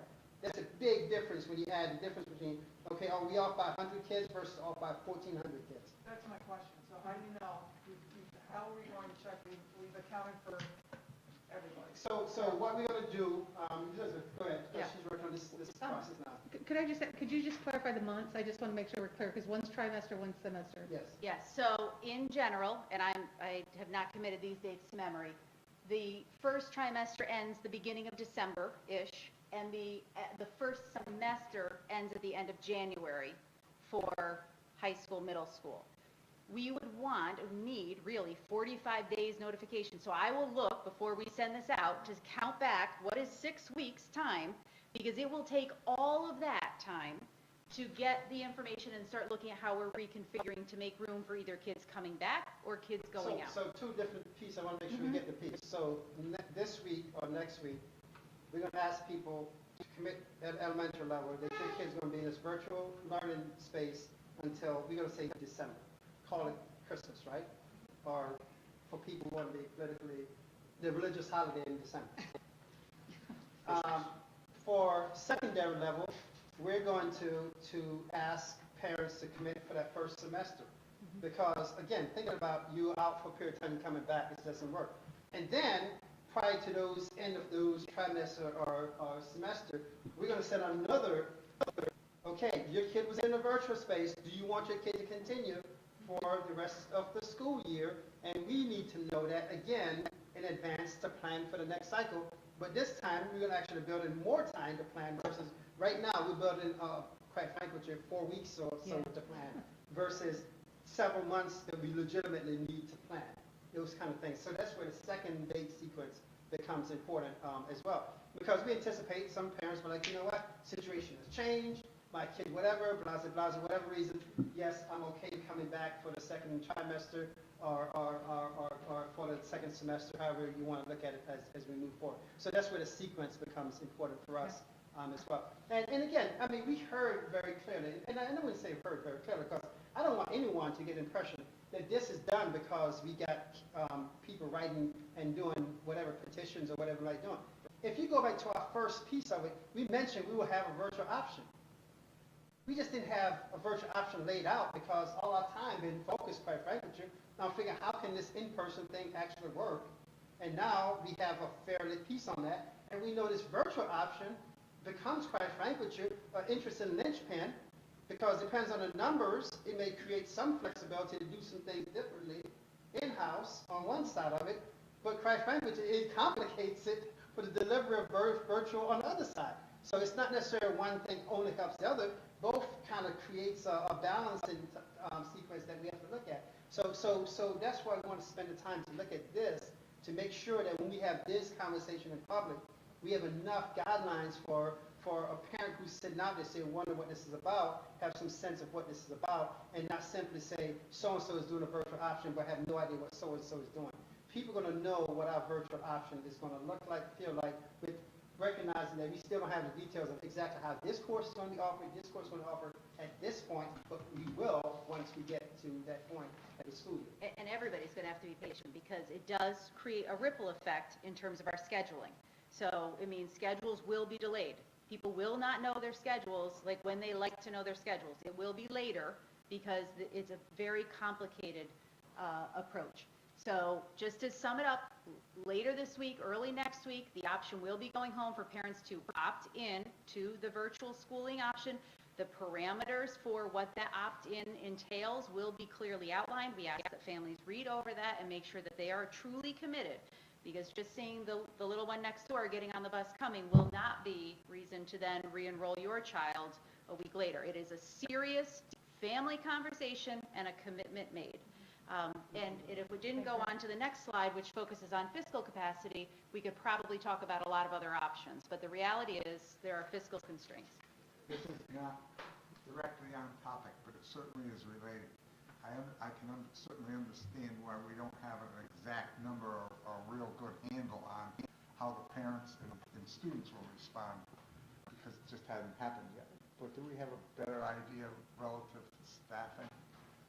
So the answer to that is yes and no. And so the staffing is actually just as complicated. And so you have a collision of different laws. So you have new COVID leave laws, specifically under the COVID period, that's supposed to end a certain time. You had your leaves prior to COVID, leaves laws prior to COVID, so, and they don't necessarily align. Then you have contractual stipulations, and so and then you have the Department of Health that came out with eligibility piece on a severe illness that's mimicking the CDC severe illness qualification. And so what we're working on right now, in fact, as Mrs. Bush, who's Assistant Superintendent of HR, just shared with the draft, which when I leave here tonight, I'll be going home, looking at that, a document that we've been going back and forth with our attorney to make sure that we understand all these different laws that are out there, and at some point we will be canvassing to get some sense of who may legitimately fall under this and what are the options for them, and versus who will be people because of circumstances might be able to teach virtually or otherwise for us. And so the same way we're going to be, so we have two different things. So Dr. Wood is working on the instructional, the student side of it. Mrs. Bush is working on the adult side of it. And we hope that, quite frankly, we get a nice alignment of folks, because if the less capacity we have here impacts everything that we do in instructional. So that's why we're trying to do these things in sync, so we get information, so we can kind of then start to finalize, put the dot and the I's and the T's on the operational plan. Do we anticipate that we might possibly have difficulty having the number of people that we need? I mean, before this ever hit, we had a teacher shortage in certain disciplines, but Gary, not to be informed, Mr. Delalo, that is probably the biggest concern we have. Not necessarily bodies.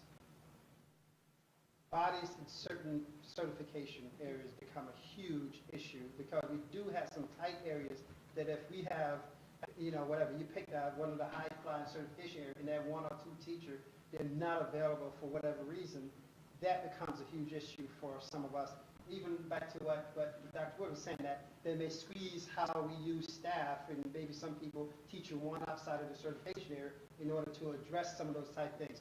In terms of, again, so all these things also have a cost implication, because, so for instance, if we don't have X number of typical people who will fill a spot, we may very well have to go, I hate to say this to Mrs. Chase, hire people who are filling in the capacity while somebody might be technically on some type of leave, And some of these leaves aren't necessarily fully paid leaves as well. So that's where the rub comes in, that people also making personal decisions that's also impacting them financially as otherwise. So it's, it sounds like a simple choice, right? But the problem is, there's so many tentacles that's attached to it because of the different laws that's pulling in different directions. So hopefully, if you ask me this question this time next week, I hope that I'll have a better, more concrete answer for you. If you ask me this question the following week, I absolutely better have the concrete answer for you, because at that point, we are in operational planning mode big time in terms of how this is going to play out and where our pinch points are and what additional capacity if we need to bend or what sacrifices we need to make. It's either adding capacity or you making sacrifices in order to meet the demands. I think the big wild card here that nobody knows, we're making these plans, we are trying to cater to a group of people that don't want their children in school. We're catering to a group of people that want their children in school. What we have no control over is on December 1st, if Governor Cuomo decides, you know what, we're getting too high here, schools are closed. We have to have that contingency in our back pocket that says, now everybody's 100% virtual, no option, start learning. Yeah. And that's the And to part that nobody point, knows. I knew I wanted to mention one other thing. For the completely virtual, if the in-person goes completely virtual, the majority of those will remain separate sections. Mhm. So you will stay with the teacher who you were assigned in the completely virtual. Right. The students who are in person will stay with the teacher that they had when we move. And they would not come back together until that change of semester and there was a planning time period. And before I yield the floor, I feel remiss not thanking all of the administrative team. And I know a lot of teachers are out there working on it and fretting. Our administrative team is working overtime like you cannot believe to try to pull this together. And if you look out there, I have never seen a group of people look so tired in the month of July. So I say thank you to them and their creative problem solving and their tireless work. Well, thank you for your sacrifice. I mean, I know you're not getting your summer vacation, and you're working very hard. There's lots of variables at play here, so your effort, this presentation is very much appreciated. Really. Thank you. Thank you to all of you. So I won't go through the rest piece of it because it talks about the fiscal implications and some of the things that we have to look to do as we move forward. And that's a huge piece that's lingering in terms of cost and planning for cost and uncertainties of cost. And those are the kind of things that, you know what, we have a lot of contingencies in place. The board knows that from when we were planning the budget. And as much as we have those contingencies in place, there's still so many unknowns. Every day we run into a new dimension of cost that we didn't anticipate, couldn't have anticipated as we move forward. So I say that in the sense that as a school system, our commitment is true and remains to be true in terms of trying to provide a quality experience for kids. And we're working hard at it. And I hope for all those people who have expressed concerns, realize that, yes, I appreciate your concern. I'm a parent, and I understand we come from a different place as a parent. I understand that, and I also want people to understand that's the same conviction that we lead with here as a system. We don't sit around and try to think, let's create the worst situation for kids.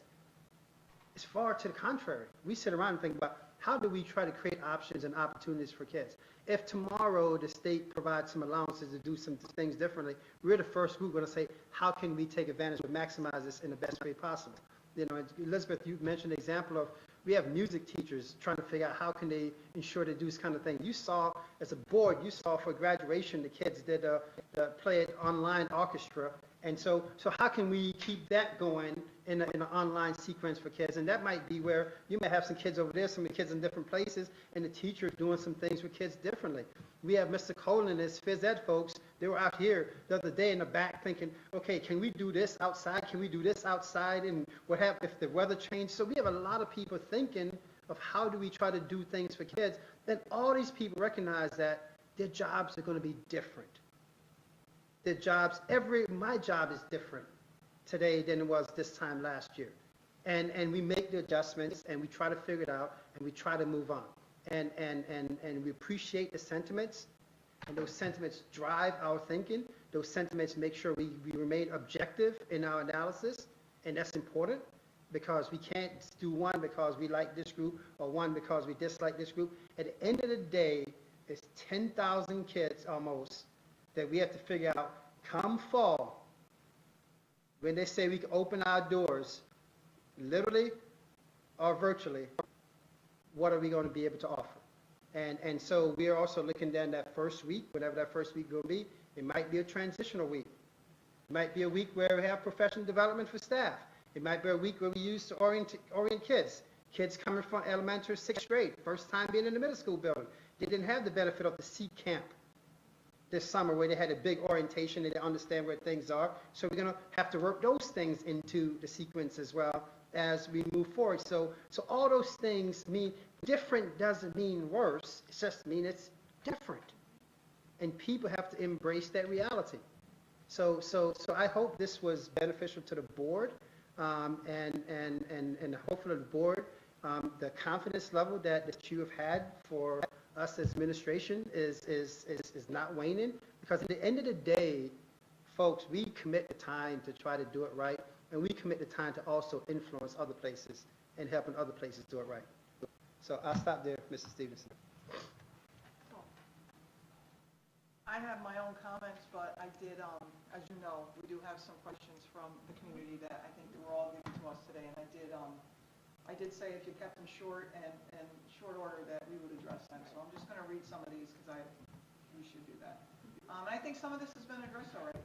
How will whatever plan is chosen be evaluated or reevaluated once school is open? So we start with a completely virtual or hybrid. How do we reevaluate that plan? And I assume Dr. Wood talked about that, because we're going to look at that at the end of the trimester, at the end of the season, and correct? Yeah, I mean, we evaluating for one, the delivery. What did we deliver?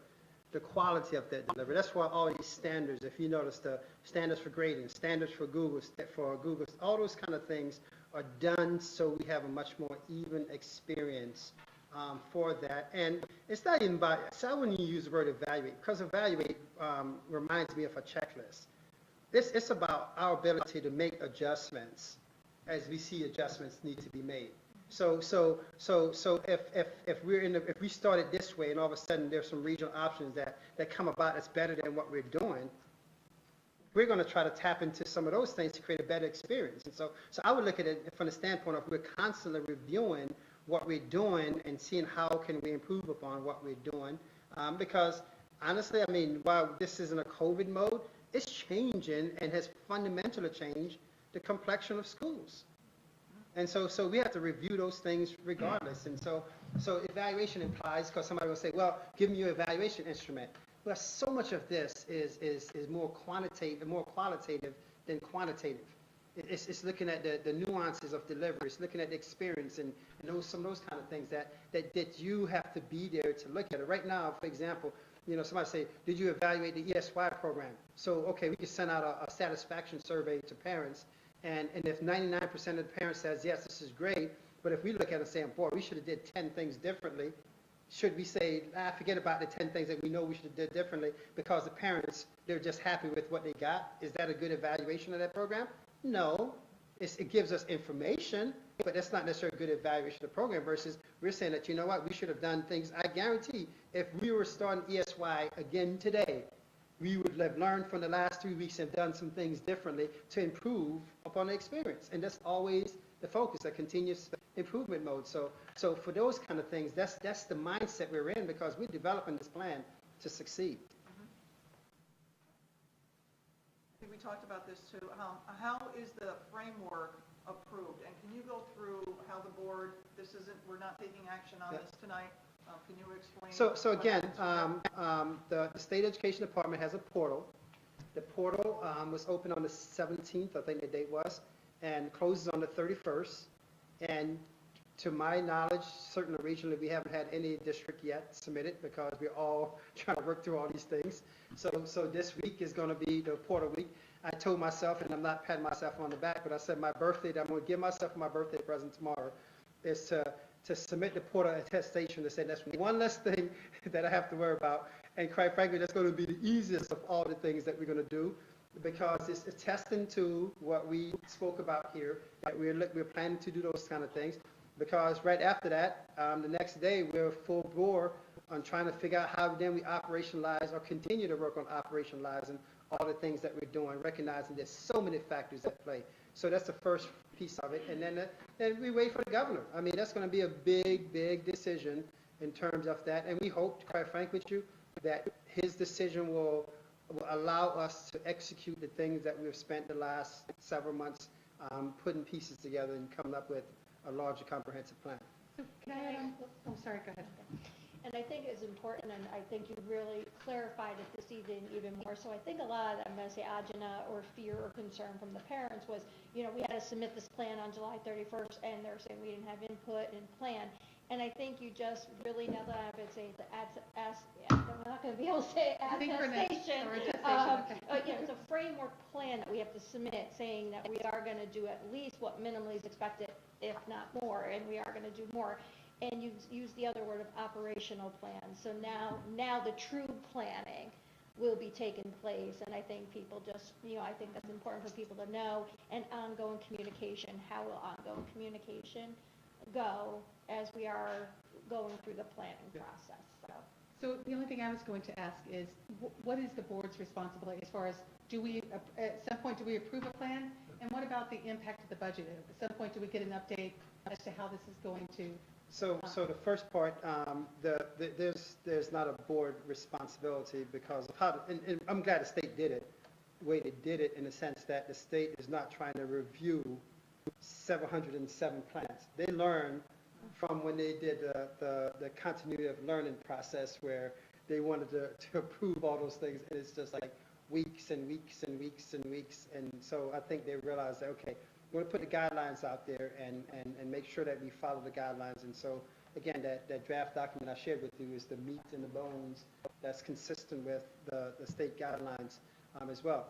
In terms of the fiscal piece, yes, at some point we will have, and I think it's not only going to be because of what we're spending related to our reopening and COVID-19, but after we have some sense of where the state is going with finances. And I listen every day to try to understand what the federal government is doing with some of the incentive package. And unfortunately, it's not playing politics, but I think it's disgraceful what's happening at that level. And I'm sure that somebody's going to say I'm playing politics, but you know what? That politics right now is impacting our ability for us to provide a quality experience for our kids, or potentially. And not only, I think, I knew this notion that if it's hard for Shen, it's going to be devastating for many school districts. And so as I sit here, I'm not saying I'm not concerned about Shen, because I think we have some contingency that we can do this for a year or two. But quite frank with you, it's a devastating impact regardless if we're doing it for a year or two versus, okay, we are robust in doing it versus we're doing it just to get through it. It's a whole different conversation point. And so at some point, I anticipate it probably won't be till October or so, because I don't want to have a conversation with the board on finances based upon some assumptions, but we will. We're in the process now of charting and tracking some of the dollars that we spend on different PPEs and those kind of things, because at one point there was a notion that school district might get some reimbursement back for PPE expenditures. That kind of fell to the wayside because someone put it out there, but they didn't put the money with it. And so it was pointless. And so we're tracking some of those things as well. So yeah, I anticipate at some point in October, after we have some kind of stabilization, if there's such thing, that we'll come back with the board to say what's the implication, because it's also the time of year when we start planning for the next budget cycle. So we're going to have to figure out where are we right at that point, and what does this mean planning forward, because whatever decision we make at that point is going to impact the 2021, as you noticed when we went through the budget sequence last time as well. So we've been good stewards of resources. I got to tell you, we had some folks on board who do shop around, and we also had the benefit of sometimes buying things in large quantities and getting better price point, but you still spend a lot of money, even if you get a better price point. So yeah, those are some of the I call those are the kind of things that's going to happen. And we have a process for those kind of things. So I'm not saying I'm not worried about it because I know we have a process for them. Right now, it's trying to define the undefined. That's where a lot of the focus and energy is right now, knowing that, yeah, we're tracking those other things and we will be coming back to the board. So I think it's going to be important for people to understand how things, and I'm not sure it's necessarily that we spend a lot more money. I think we're spending money differently. And so subsequently, then what are we not spending money on? So somebody may say, we spent X dollars last year, we're still spending X dollars this year. But if we spend X dollars on 5 things versus X dollars on 20 things, what happened to those 15 things? And that's where we need to answer those questions, because of those 15 things, how do we, if we need to bring those things back online, which now will mean more money moving forward.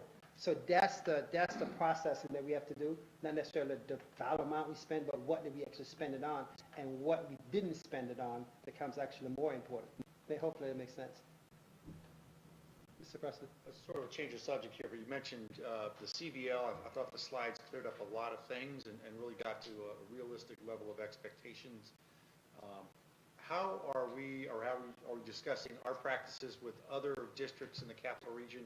Primarily, what happens when you have a teacher who, kids are here, but they're in Saratoga? Would there be compatibility if they're in a CVL situation? So that's the reason why we have these regional conversations.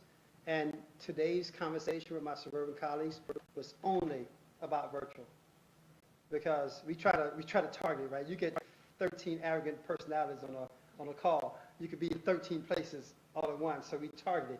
This call is going to be about this. And so the call today was about virtual platform and who has what. And so we got some information from Bethlehem. We shared information for them. We're all sharing information because we want to try to figure out what are the commonalities that we had. Earlier today, we had a call with Questar BOCES, the Wishi BOCES, the Fulton Montgomery BOCES, the Capital Region BOCES. So when you think about that region, we go as far as Mohawk and Herkimer, and you're going as far as beyond Ava Park, you go as far as the North Country. And we had all these folks on the call because of your exact reason, because if the board recall, I think it was 2 years ago, up north, they had spring break on 1 week, and we had spring break the next week, and all of a sudden it became a nightmare for teachers who live in one place. Kids are out 1 week, they're out another week. Became a nightmare. So I got to tell you, I think that came up in our call, and that was the genesis to say, let's make sure we don't do that again.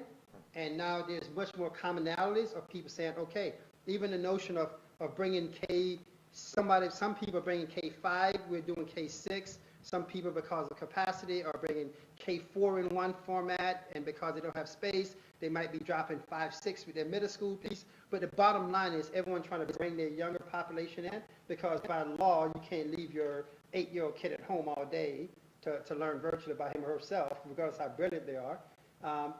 So we recognize that. So we recognize then if we need to do those kind of things, that's part of it, and many other factors. But we need commonalities. We can't have one district saying, nah, I'm going to leave all my kids, and then another, because now all of a sudden all those parents who say I can't, who are teachers, impacts us. So the virtual conversation, such that the regional conversation becomes important. Even at the secondary level, we looked at that. You're going to have more differences at the secondary level. When I say secondary, particular high school models, you'll be doing the 2 days on, 2 days off. Some people are doing half the kids, half day, half the kids this way. A lot more variety, and some of it just, quite frankly, is a function of size and demographics of kids. But the secondary level is easier because, again, the age of kids and the independence of kids allows some flexibility to do some things differently. But that's where those conversations are critical. And we have those conversations. I mean, literally, I'm on a call with regional folks 3 times a week. And so add it up, that's 6 hours a day. 6 hours a week that I'm on call with the regional folks, regionally trying to talk these things through. And Elizabeth is leading the charge on the instructional side. Kudos to her. Big time. We have Joe Bush talking to the HR folks, big time. You have Kathy working with the finance folks. You have Al, who's leading the pack with transportation folks. So there's a lot of Shen fingerprint on a lot of stuff that's happening in the region. And we're proud to want to contribute to that. because our size lends to us having to plan things in larger scale, and other people can benefit from those plans. Can I ask a question about transportation? Is there something that's going to be going home for parents who will not be busing their kids? So that's one of the things we're talking about right now, and we're debating when we send out the CVL survey, so Elizabeth, so if you go to my office, I have all these notes, piece of paper, like talk to so-and-so about this, talk to so-and-so about that. So we're looking at adding a piece on that to trans as well, to get Al a better number, because right now, we have some estimation of capacity, looking at that piece of it. We also may circle back, and I say may, still kind of debating this a little bit, on the technology question. And I'm waiting to talk to Ken McDermott before, because I wanted, Dr. Wood mentioned that we have 600 plus that we loan beyond the kids who get in one-to-one. So I want to get some sense of, is that question worth asking, in other words? Because I don't want to ask people a question that the answer are going to be no, no, no for everyone, because the answer should be no, no, no, because we already give them capacity. Transportation is one of those two that we absolutely need to get a better handle on. And we know that people change their minds. We know that. But at least gives us some sense of, okay, if the ridership is going to be at 40% total versus ridership at 70%, big difference in the planning. If it's 40% and Al say on a given year is typically 70, and so therefore we could plan for 65 or 60, it would be a heck of a lot better than planning for 70. So that's just that differential alone allows us some wiggle room to say, okay, you know what, we don't have to plan for the max of what a traditional max has been. We can plan for something here if this data is giving us this indication. So you do the plus and minus. In that case, you might do the plus and minus 10 in that sequence to get a sense of, okay, this gives us some, we know we could do this, but this gives us a heck of a lot more flexibility to move forward with. Dr. Robin, I just have a question too. For our students with special needs, can you just generally touch upon, like in classroom, if they're in person, how will it look with some of the support services in addition to instructional, also versus for if they're doing the virtual, options, what kind of supports would be available virtually or otherwise for them? So if they're in person, it shouldn't look significantly different than quote unquote normal. One, because we have to implement the IEP with fidelity, right? And we also know that we saw some challenges virtually, and that's the reason why on the slide so the programs that were identified on the slide are largely our self-contained programs. So for those kids who we know that what's the gap term you use, Michelle?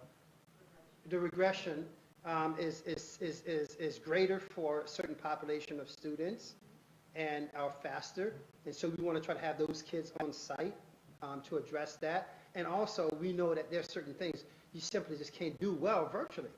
And we saw that. And that's why the ESY program, for example, when the governor provided allowance to bring ESY back, it was like a week.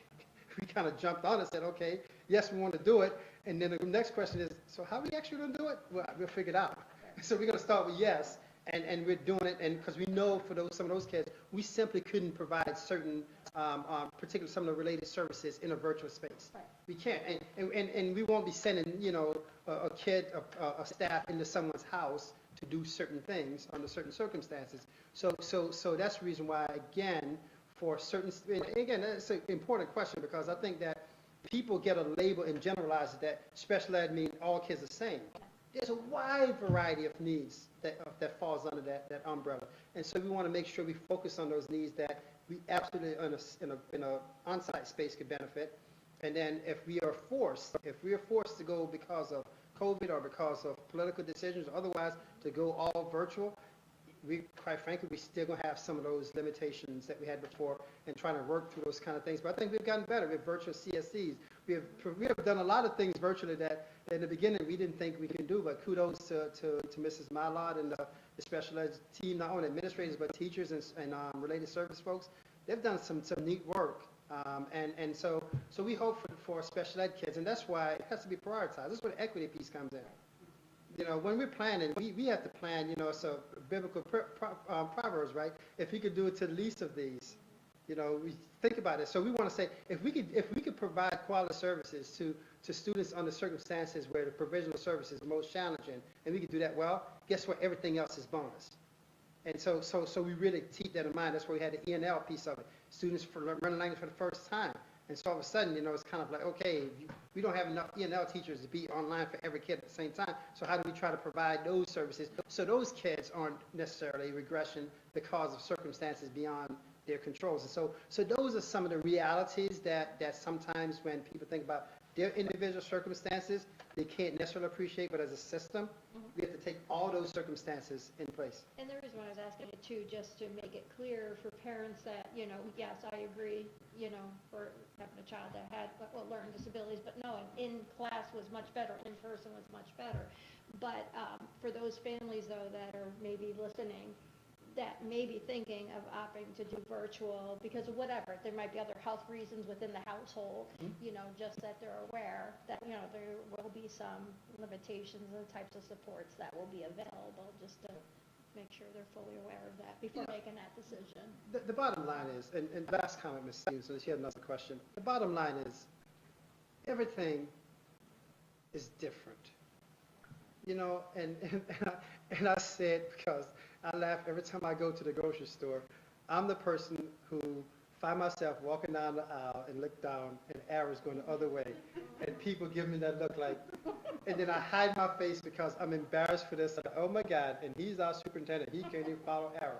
Because the first time they put arrows in Hannaford, I got to tell you, I didn't look down because I'm the guy who shops like this. I'm looking up at the things because I have my list and I'm looking up, is it going to be that? I'm that guy. And so, oh my God. So now, guess what? I shop this and this. and I say it sounds humorous, but that's a learned behavior. That now, hey, I'm a pro. So I say that because I think that we all have to take these very simple things that we have adjusted in our lives. And those are the same adjustments we're going to make with school. Same adjustments we have to make with school. And kids are resilient, and kids are they make the adjustments. They rise to the expectation that we have for them. And we want to have high expectations. Kids are going to come in because kids want to learn. They want to be situations that's vibrant, exciting for them. That's what we want to provide, online, virtually, or otherwise. And it's different. And I think once people embrace that fact, it's different. The only thing, okay, first, Hannaford now has removed those arrows, so you'll be really happy to hear that.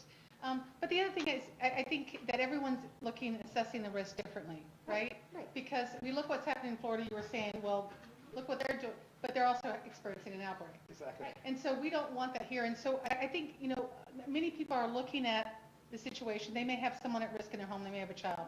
So they don't feel they really have that choice. So I don't want to minimize that. I really want to say, I'm so happy that there is an option for those families because so many of them said they want to be here. They want to be part of Shen. Yeah. We're all in. We're all here together. Yeah. And so that's the only thing I wanted to say about, to say, well, if they realize that they have, they have to pick a date, commit to a semester or a time frame, they might change their mind. A lot of that might happen. Right. That might happen, but I think many people are looking at the real risk, and they don't want to deal with a sickness or, God forbid, a death. By making the wrong decision. Right. And I wasn't minimizing that either. Yeah, just sorry. So no, I wasn't minimizing. I just want people to be aware if that's a decision they're making, that they don't come back and, well, why didn't you provide this? That they're fully aware that these are some of what is and is not available. Yep. So just two more. Will there be any kind of guidance put out for parents on virtual and how to help assist their families? So we were talking about that too. It's like the next chapter. It's like writing a book. You get to the point, oh my God, this is another chapter that we have to write it well. So what, as we look at all these training opportunities, and I'll give you an example.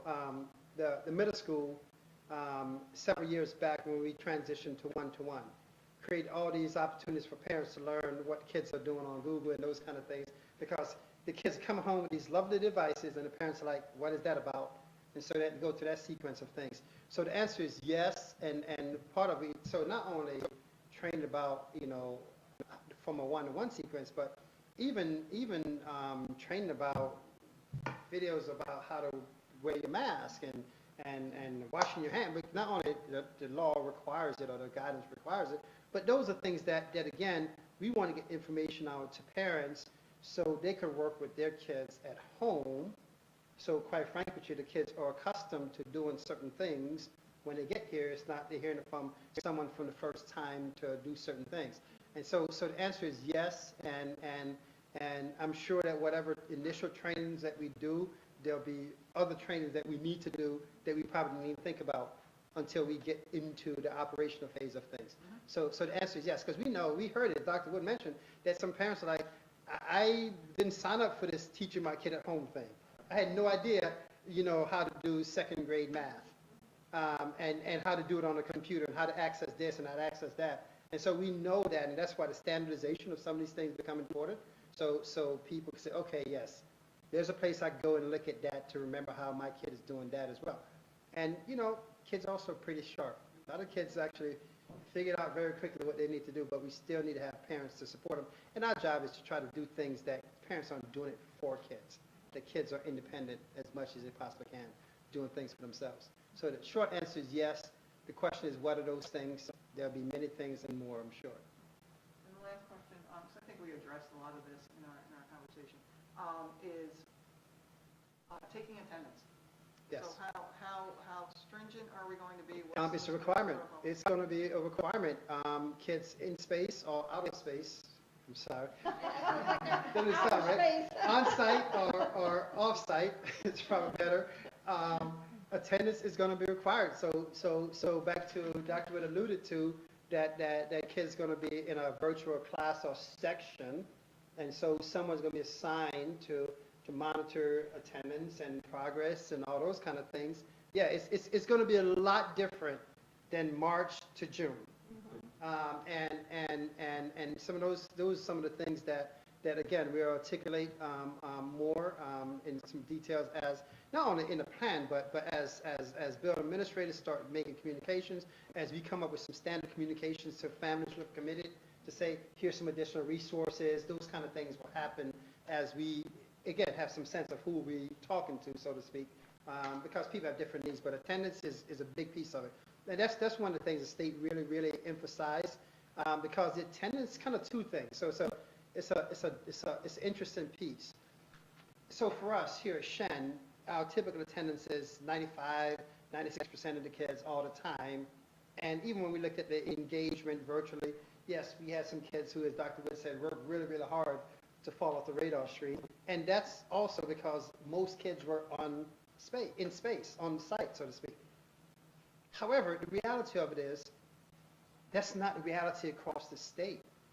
So the attendance piece is forcing systems to say, systems being the school system, you need to know where your kids are and what they're doing. We have some of our large cities that, not necessarily large cities around here, when I say large cities, the Rochesters, the Buffaloes of the world, where tens of thousands of kids were disengaged. And they couldn't find, because kids in foster care, kids in this, kids are all over the place. And so part of that too is forcing us as education leaders to put systems in place to be able to understand where kids are, one, what are they doing, and so all the same standards, what we say the core things for graduation things. So are we providing the resources so kids can continue on track for high school for graduation purposes, elementary school so those kind of things. That's where the attendance piece becomes important.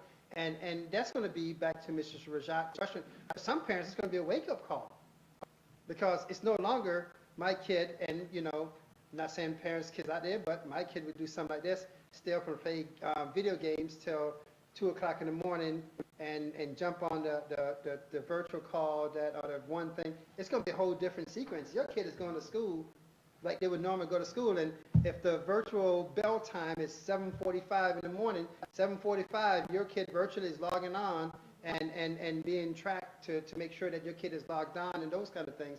And that's where the difference is that between the prompt pivoting and moving forward. That's just one of those fundamental differences. Important Yeah, it is. Yeah, absolutely. So hopefully we addressed the, We did, I think we did well. I just want to take a few minutes here.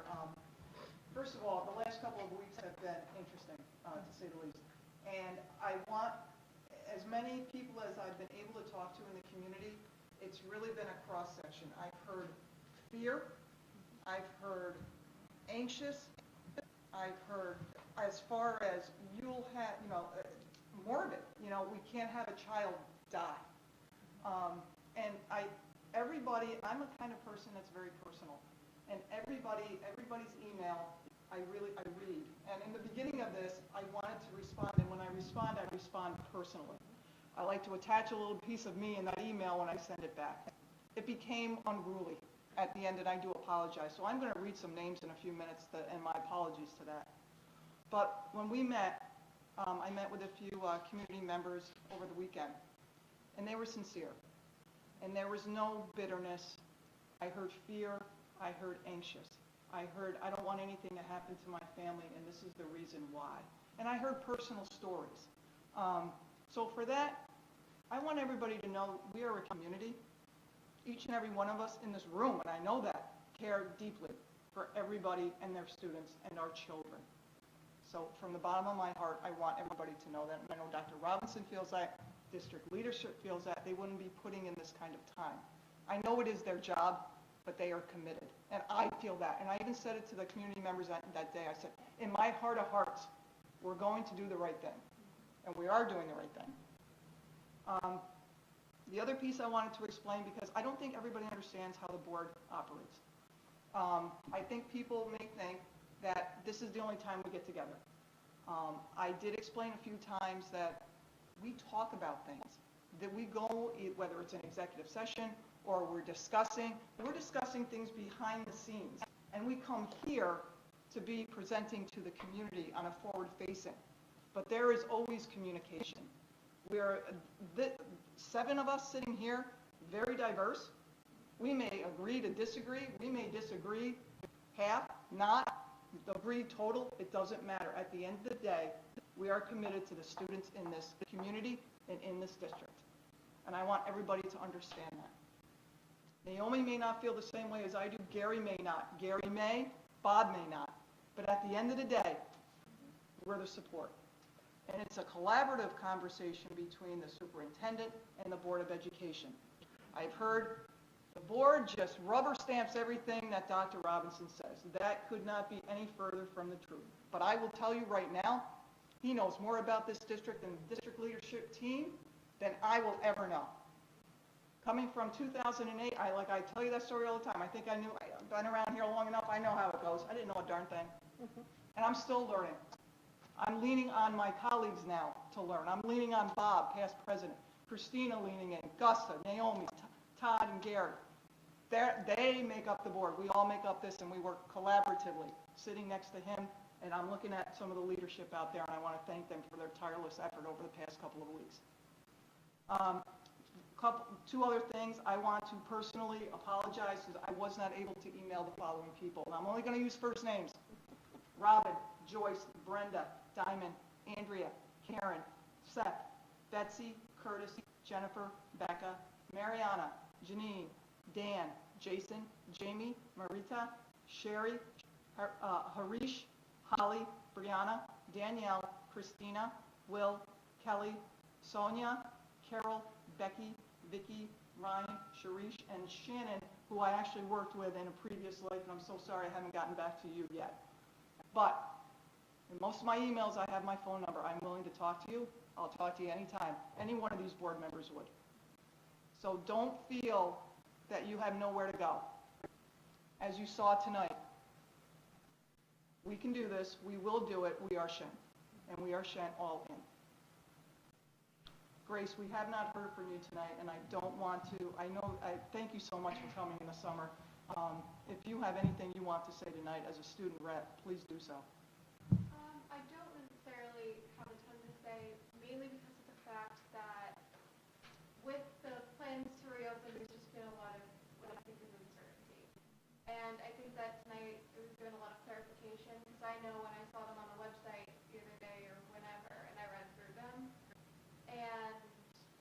came to a lot of wrong conclusions that were clarified tonight, thankfully.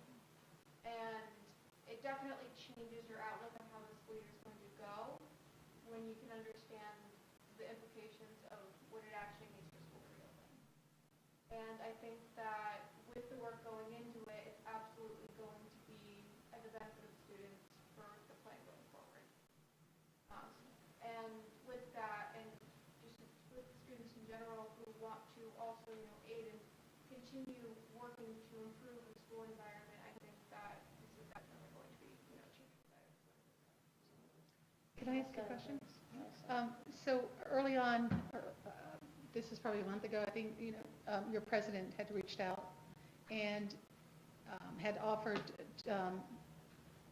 to provide feedback from students. And can you give us an update as to how that went, or is it still ongoing? For Senate? For Senate? Yes. Yes, Thalman? Yeah. He did not?